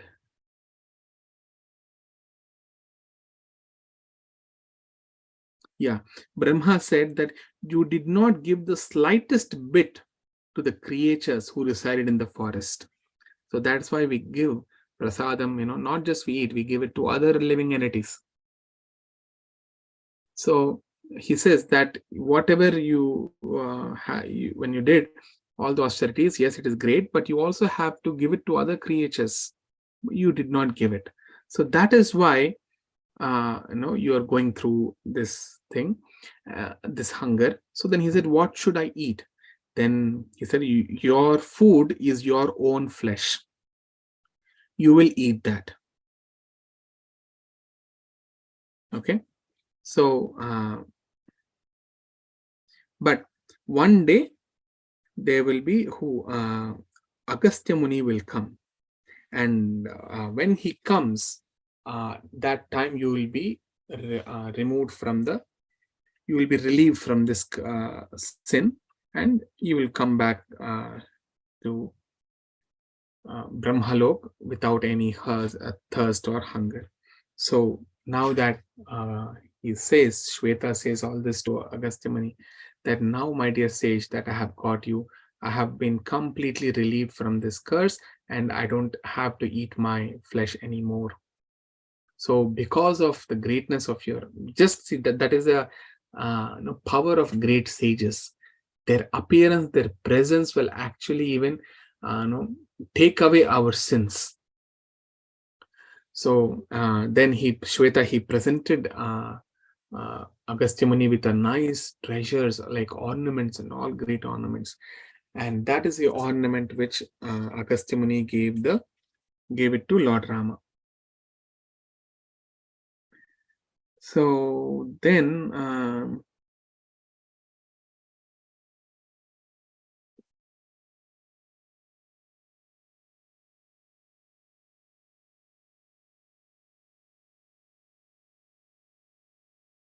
okay, another pastime he asks, Rama asks here, if that is okay.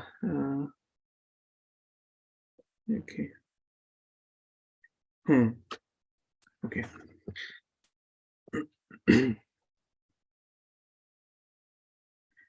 Just give me one moment.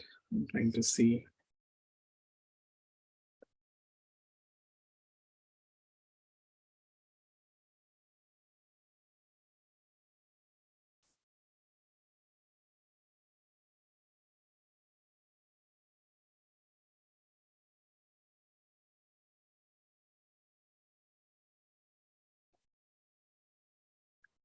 So yeah, anyway, so Rama, he collected some gifts that Agastya gave it to him. So there were some of the small pastimes that happened here.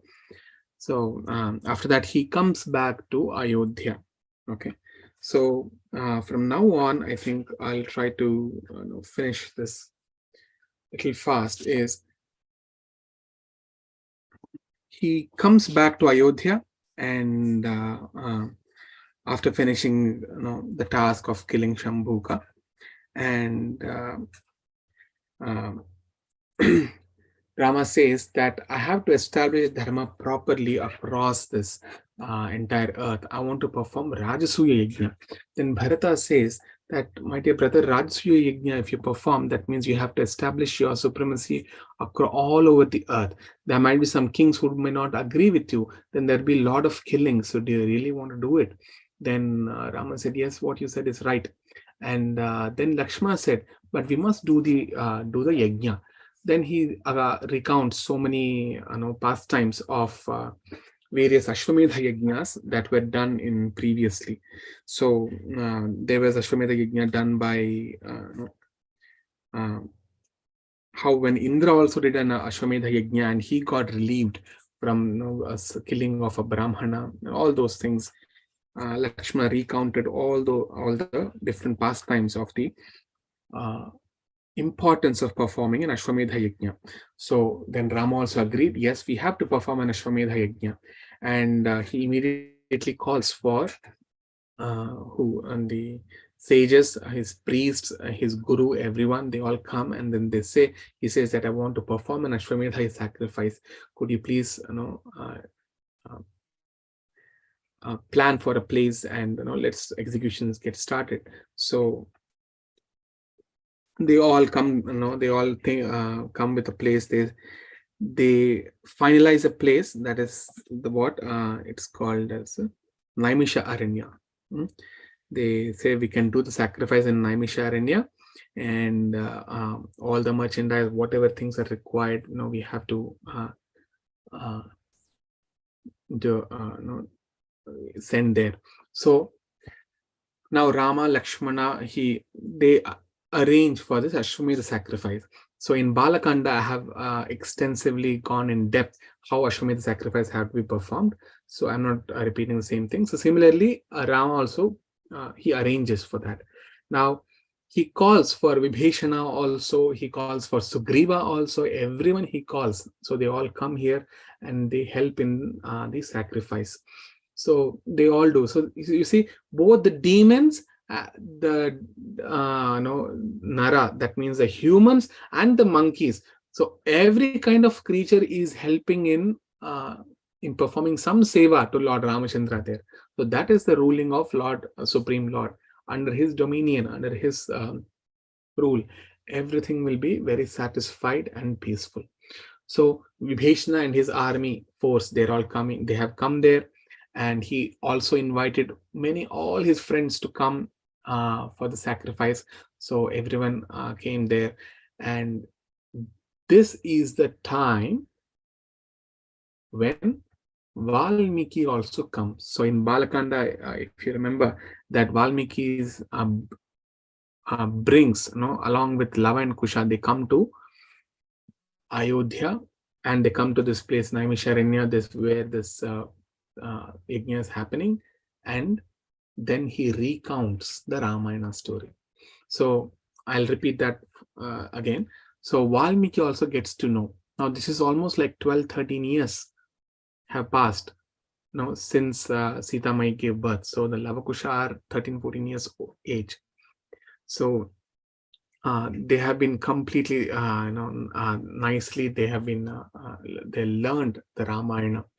So Valmiki was looking for, how to preach, and he thought, yes, this is the best place, because when a yajna happens, kings and the citizens across the kingdom, all over the world, they would come and gather there. For Ramayana to, if he has to preach Ramayana from village to village, place to place, city to city, it is difficult. But now, one place, everyone have gathered, so it is easy. And this yajna, it happens for years, not just 1 year. It happens for 1-2 years, 3 years, like that. Sometimes for 100 years also it happens. So uh, Valmiki, along with Lavakusha, they come to this Yajna-shala. They find various tents and all the places. There is a stage, daises. So he picks up all those and he gives orders to Lavakusha that you sing this Ramayana as I have taught you. Every day you sing only 20 sargas. Okay, because they also have to perform the yajna, right? So whenever there is a gap between that one process to one process, there will be some gap. So Lava Kusha Lava. Okay, Kusha is the eldest. So Kusho Lava, both of them though, they recite the Ramayana on the stages, and they also recite the same thing in different places. And Rama, he observed it. He got it.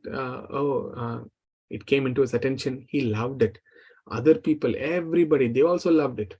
So he asked, to come to his, wherever his palace is, the temporary palace that was made for the king and the queens. So all the queens were also there. Kausalya, Sumitra, and Lakshmana, Bharata, Shatrughna. Everybody, everyone were there. So he invited all his citizens, everyone to come, and now they are reciting it. So till this point, what I have explained was recited to Sita, to Rama and his team. Okay. Only till now, Lava and Kusha have explained, have recited. So after this point, now what happens is, Lavakusha explained that Rama is conducting the horse sacrifice. That's all. Now, after this, what happened is that Rama, he was feeling the separation of love from Sita Devi. So he wants to establish the truth again. So he told that, I think, even before that, I want to tell you that as Lava Kusha were explaining, Rama understood that Lava and Kusha are the sons of Valmiki. Sorry, not Valmiki, of Sita Devi. And as they were explaining, as they were singing, all the Brahmanas and citizens, they were thinking, why these two boys looks like they're twins. Both of them look alike, and they look as if like a young Ramachandra. They share a lot of features of Lord Rama. It looks as if Rama is, is dancing and he is singing this Ramayana. So during the course of this entire Ramayana, Rama understood that these two boys are his children. He felt extremely happy. Not only him, everybody understood, oh, they are Sita Devi's children. Okay. Now, how will these kids have the same features of Lord Rama until unless they are Ramachandra's sons, right? So again, it defies the thoughts of all the citizens who think that maybe this could not be of Ramachandra's progeny. Anyways, so after reciting Ramayana till here, Rama, he felt separation of Sita Mai, and he told that actually even before, yeah, I'll go in fast. So actually Valmiki Maharshi, when he says, he gives instructions to Lavakusha that if anyone asks who are you and all that, you tell them that you are sons of Valmiki Maharshi. That means, for a guru, the disciples and the sons are same. Okay.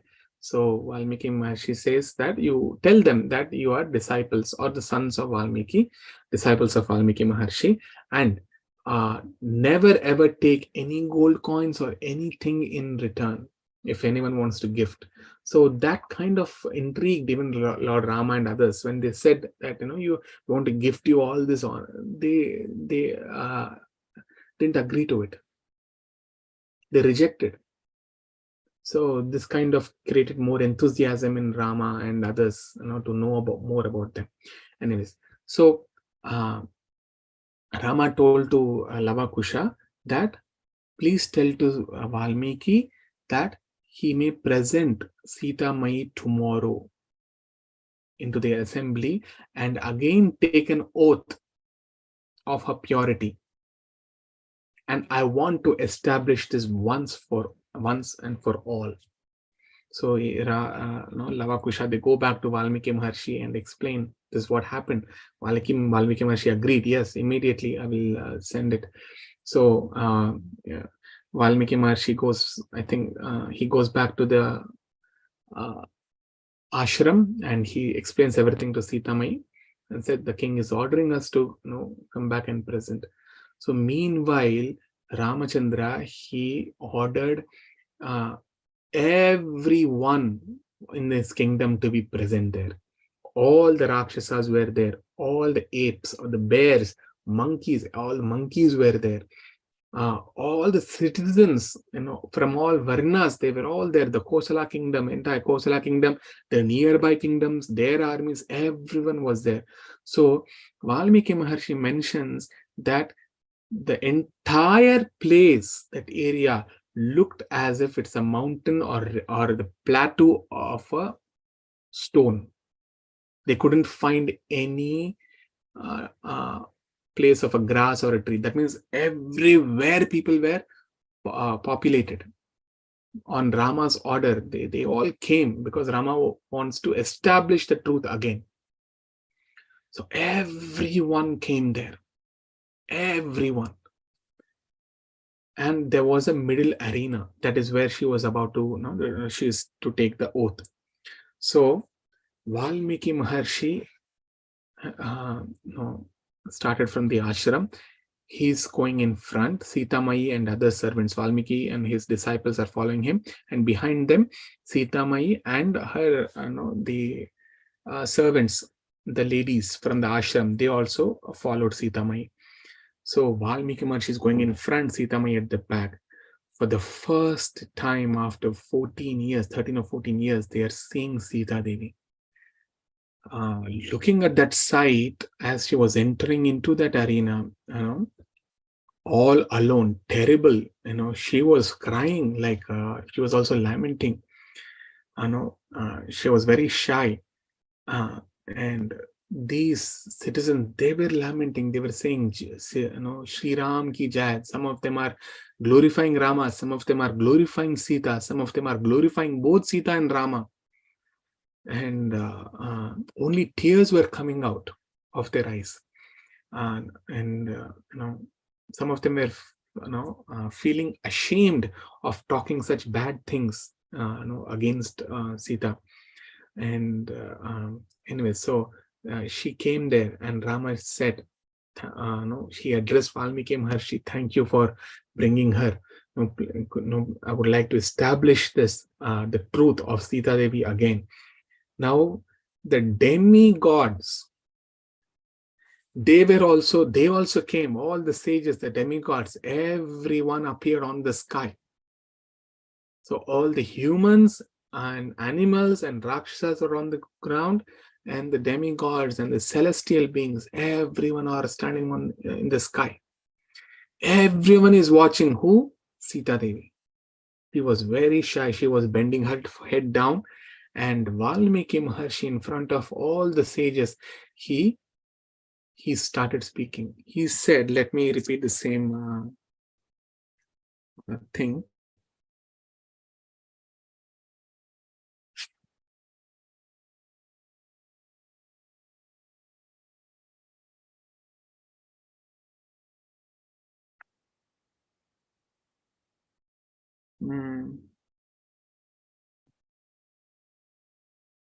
Just a moment.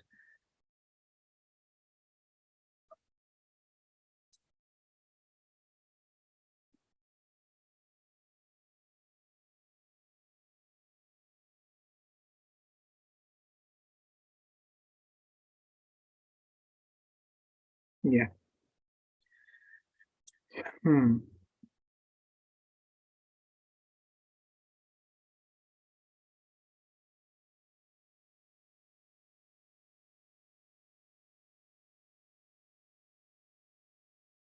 Okay, so Valmiki started saying that, my dear Rama, this is Sita. She is excellent in her vows and follows dharma.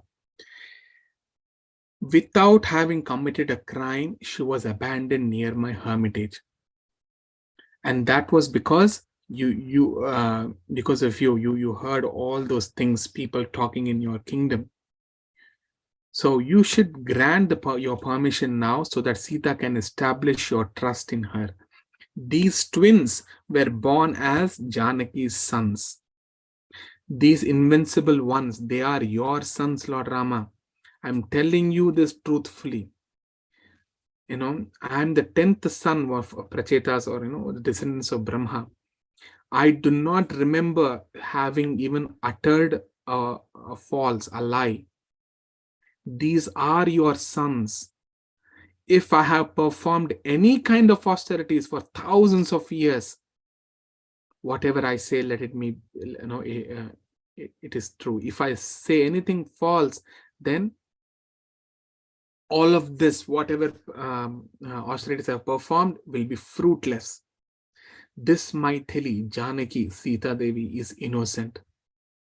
Raghava, Rama, had I not known Sita is to be pure through my senses, through my mind, I would not have accepted her. If I knew that she was not impure, I wouldn't have accepted her. But she's pure in her conduct. She is devoid of her sin, of any sin. She is the husband. Her husband is her divinity. But since you are scared because of the people who were condemning you, because that's a king. King has to follow. So she will instill the confidence again in you. So for this, Rama said, my dear greatly fortunate one, yes, I know. It's indeed exactly as what you have stated. Aha. In the presence of all the demigods, Sita Devi had already proved her chastity. I know that she's innocent, but these people have again, because of their minds polluted, that they have spoken such words. I want to instill the confidence again about her chastity here. I know the twins who have been born, Lava and Kusha, are my son. I'll be very delighted if Maithili, if she establishes her purity again in the midst of the world. So getting to know about Lord Ramachandra's intentions, all the demigods of this entire creation, along with Brahma, the Adityas, the Vasus, the Rudras, Vishwadevas, Maruts, Ashwinis, Rishis, Gandharvas, Apsaras, Sadhyas, the demigods, Rishis from Tapoloka, everyone, they stood on the sky and they were glancing on one lady, on what she will speak now. So there was dead silence everywhere. And now Valmiki and Rama said, Sita, you please talk. So she said one sentence. She said, if I have not thought of anyone other than Lord Ramachandra in my mind, then let the goddess of earth open up and take me in. So when Vaidehi, she took this pledge, immediately there was a massive earthquake. From inside the personality of earth, Bhuma Devi, she appeared sitting on a throne which with a shelter of the hoods of many serpents. She appeared and she asked, my dear Janaki, please come. So in front of everyone, Sita Mai, she walked onto the throne, and Bhuma Devi, she embraced her and she said, yes, let's go back. It's enough that you have gone through. It's enough. And then she goes down again into the earth and the ground closes. That's it. Rama, everyone, Lava Kushai, everyone were astounded. They didn't know what to say. They were lamenting, crying. So Rama became very angry. Actually, they lost senses. They couldn't see, because if you see, there is no reason of again instilling the confidence in front of the public. Why? Because again, now tomorrow there will be third person who will talk, who was not there in that assembly. Maybe after, imagine if our entire earth was there also. Tomorrow their offsprings, the Rakshasas, demons, they mind this thing will come. Oh no, there might be something that Rama had again. He is very much attached to Sita. That's why he allowed her. So there's no point with staying with these with this nonsense. And she couldn't find any other shelter because she appeared from Mother Earth. So Mother Earth is a mother for her. So she asked, it's enough. I cannot, again instill. So one woman, and in all the almost all the living entities are looking at her. She has to prove in such an assembly. So more than this, what can happen? So that was proved. She was taken in. And everywhere there were howls. Rama became so angry that he took a Brahmastra and he was about to leave it onto Mother Earth. Said, are you going to return to my Sita or no? If not, I'm going to release it onto you. Then Brahma came down and said, my dear Rama, stop. Sita Devi is, this is how it is supposed to happen.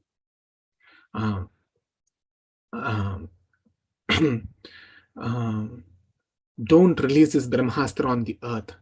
Earth is also Bhuma Devi. She is your subordinate. She is your subject. Please control yourself. Please. Then she says, listen to the remaining of Uttara Kanda that your sons have to recite. Listen to her. Valmiki also says, Rama, listen to what your sons have to say. The remaining of the story, how it will happen. Then see Rama and all the citizens, they sit there. They listen to Lava and Kusha again, whatever the remaining part of the Uttarakanda they have to recite. So they complete. and then he becomes a little cool. But anyway, so after that, what happens is Rama listens, he understands all that had happened, and finally he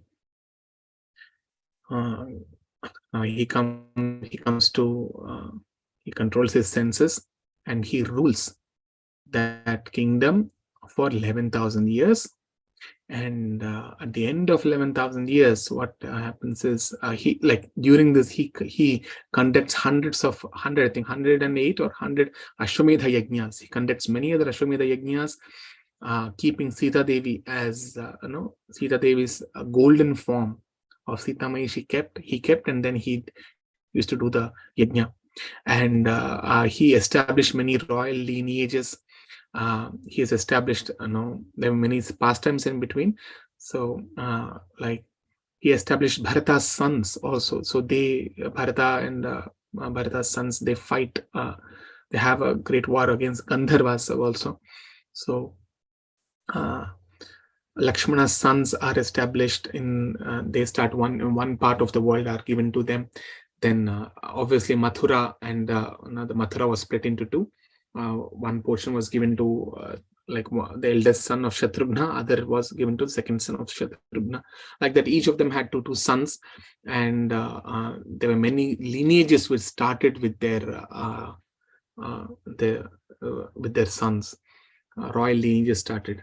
So one day, when it was over, what happens is the death personified, he comes at the gate of this in the form of a great sage. He comes at the gate of Ayodhya, and he says that he wants to see he wants to meet Lord Rama and Lakshmana. Actually, he wants to meet the king. So he was invited, and then he put a rule: my dear Rama, I want to speak to you in confidence, but if any other comes and anyone disturbs, then it's a great offense to me. Then Rama gives the order to Lakshmana: Lakshmana, make sure that I'll be talking with him in confidence, and no one should come and disturb. If anyone is coming, then I will kill that person. Even if you are coming, I'll kill you also. So Lakshmana agreed to it, and he went out and he stood at the door. And death personified, he was telling, no, Rama, I'm death. Now it is a time for your disappearance. The time has come that you need to disappear. You have established the kingdom very nicely. You have ruled over this planet very nicely. So now it's a time for you to come back to or go back to your abode. So they were having some conversation. As they were talking, Durvasa Muni came in. So he said that, I have finished my great sacrifice, and I wanted you to eat. And Rama should personally cook and bring it to me. I want to meet Rama now. If I don't meet Rama, then I will curse that the entire kingdom will become into ashes. A lot of curses, he said. I will curse. Then Lakshmana, he said, it's fine even if the Rama kills me, but I have to protect the kingdom. So he goes inside and he explains to Rama, and he says Rama. By this time, actually, the conversation between Rama and death personified had already completed. So Rama gives permission for death personified to leave. And then he addresses Durvasa. Yes, mighty Durvasa, sure, I'll be happy to serve you all the prasadam. So he cooks, and then he brings a lot of various dishes. He was very hungry. So he serves him nice prasadam immediately, actually. And Durvasa Muni becomes satisfied, and then he goes away. Now Lakshmana and Rama are tormented, because Rama gave the word that even if you come, I'm going to kill you. So then Vasishtha Muni came there and said, what to do? Vasishtha Muni said, yes, no, this cannot be. You have to follow your word. Then Rama thinks that killing a person or abandoning him is both the same. So, Lakshmana, Rama says that I'm abandoning you now. So, he abandons Lakshmana. Lakshmana goes to the banks of Sarayu, and different the encounters of Uttara Ramayana say, some of them they say that he went to the banks of Sarayu and he starts meditating on the personality of Lord Rama. He takes his original form as Sankarshana and he goes back to the Vaikuntha. So in another form, another way it is mentioned that when he goes to Sarayu river, actually Indra calls him, it's time for you to disappear. So along with the body, Lakshmana goes to Indralok, and from there he goes to Vaikuntha. So these are the two different aspects that had happened, maybe different kalpas. So after the disappearance of Lakshmana, Rama could not stay. See, Rama lived without Sita Devi for so long, but when Lakshmana was not with him, he could not stay even for a moment. So he said that, Bharata, I'm going to consecrate you, and I will leave my body. Then Bharata, he said, my dear brother, without you, there is no point in me living. Neither me or Shatrughna will live. So we will also come with you. So then when this was heard, all the elders and even everybody, when they heard that Rama is going to close his pastimes, they also said, we will also follow you. At that time, even everybody, like from Sugriva, all the apes, they all, the monkey army, they also came there. Vibhishana, along with Rakshasas, he also came there. So they all got to know that Rama is going to leave this planet. So then finally one day was selected, and then it was ordered that all the people who wished to leave their bodies along with Rama, they can follow us. So all the young generation were kept in Ayodhya, and all the Ayodhya Vasis, along with the Koshala kingdom, many of the devotees of Lord Ram, they followed Ramachandra and everyone to Sarayu river. So meanwhile, actually, Lava and Kusha, they were given again, the Koshala kingdom was again given, like the two kingdoms were formed, Lavashat, I think it was Lavavanti and Kushavati. So two capitals were established for Lava and Kusha to rule. Then Shatrughna was also summoned. He was asked, messengers were sent him that Rama is going to close his pastimes. So then Shatrughna also consecrated his two sons. He gave two different kingdoms, like two portions of his kingdoms for them to rule. So he established that lineage. Bharata also established his lineage. So Lakshmana was also established his lineage.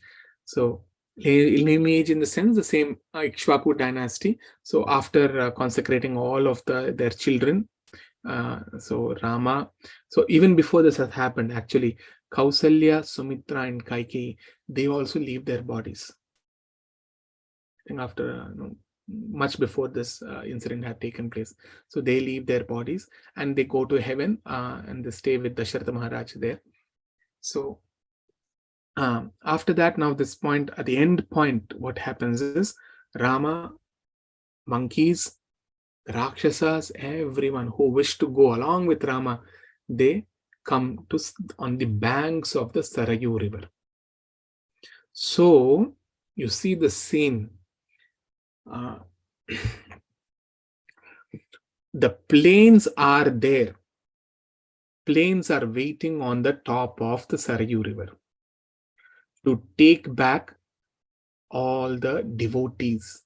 So Brahma, all the demigods, they stood up in the sky, and Rama, he ordered Brahma that whoever desire, like all the Ayodhyavasis who desire to give up their bodies today, please give them the abode where they wish to live. So some of them, they went to upper planetary systems based on their desires. Okay. And some of them, they went back to Vaikuntha also. Okay. So not everybody went back.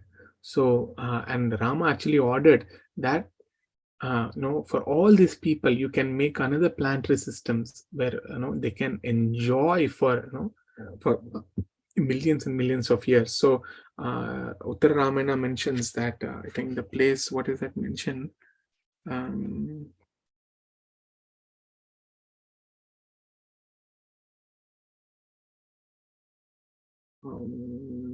So Brahma creates a separate planetary systems for all those people to enjoy even further. And so he creates, Brahma says, my dear Rama, the planes are ready. So Rama, he directly transforms into a four-handed Vishnu form, actually Vasudeva form, and he enters his plane. Bharata, Shatrughna, they also transform their physical bodies, they transform into a transcendental bodies. And then they mount their planes.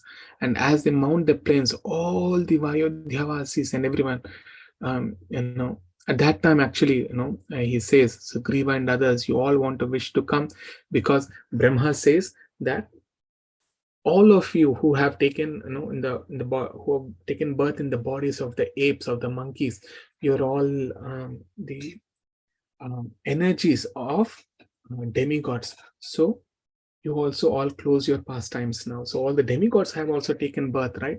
So they have to come back, and some of them, they went back to even Vaikuntha. And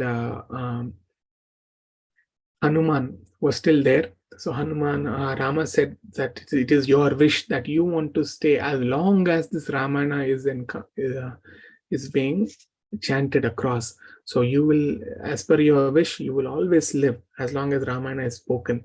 Vibhishana also, he said that you already got a boon from Brahma, that you have your Chiranjeeva. So you take care of your Lanka properly. So that is why even today, when I was talking about Sri Rangam, the Sri Rangam deity is the deity of Lord Ramachandra. And before Ramachandra was leaving, the deity was handed over to Vibhishana. And Vibhishana took over to south, towards Lanka. And then Ranganatha wanted to stay in the Sri Rangam. So the entire pastime we covered in another class. So even today, Vibhishana comes on certain days. He comes to worship Lord Ramachandra there. And there are some few pastimes that had happened 100 years ago also. So we covered that pastime. So Vibhishana and few other Rakshasas, they stayed, but many other Rakshasas, they also gave up their bodies there. So, the sight was the people were dipping into the Sarayu river, and immediately a divine body, it is coming out of the Sarayu river. They're mounting the plains and they're going back to some to the places where they are supposed to go. I mean, based on their desire. So they were all going, some of them were going to heavens, some of them were going to even upper planetary system, Brahmalok, some of them were going to this planetary systems that Brahma had especially created for all the devotees of Lord Ram. And some of them were even, they went back along with Lord Rama to Vaikuntha. So everybody left, and finally there were only few people that were left, and they all went back. So with this, the entire Ramayana series is complete. So we will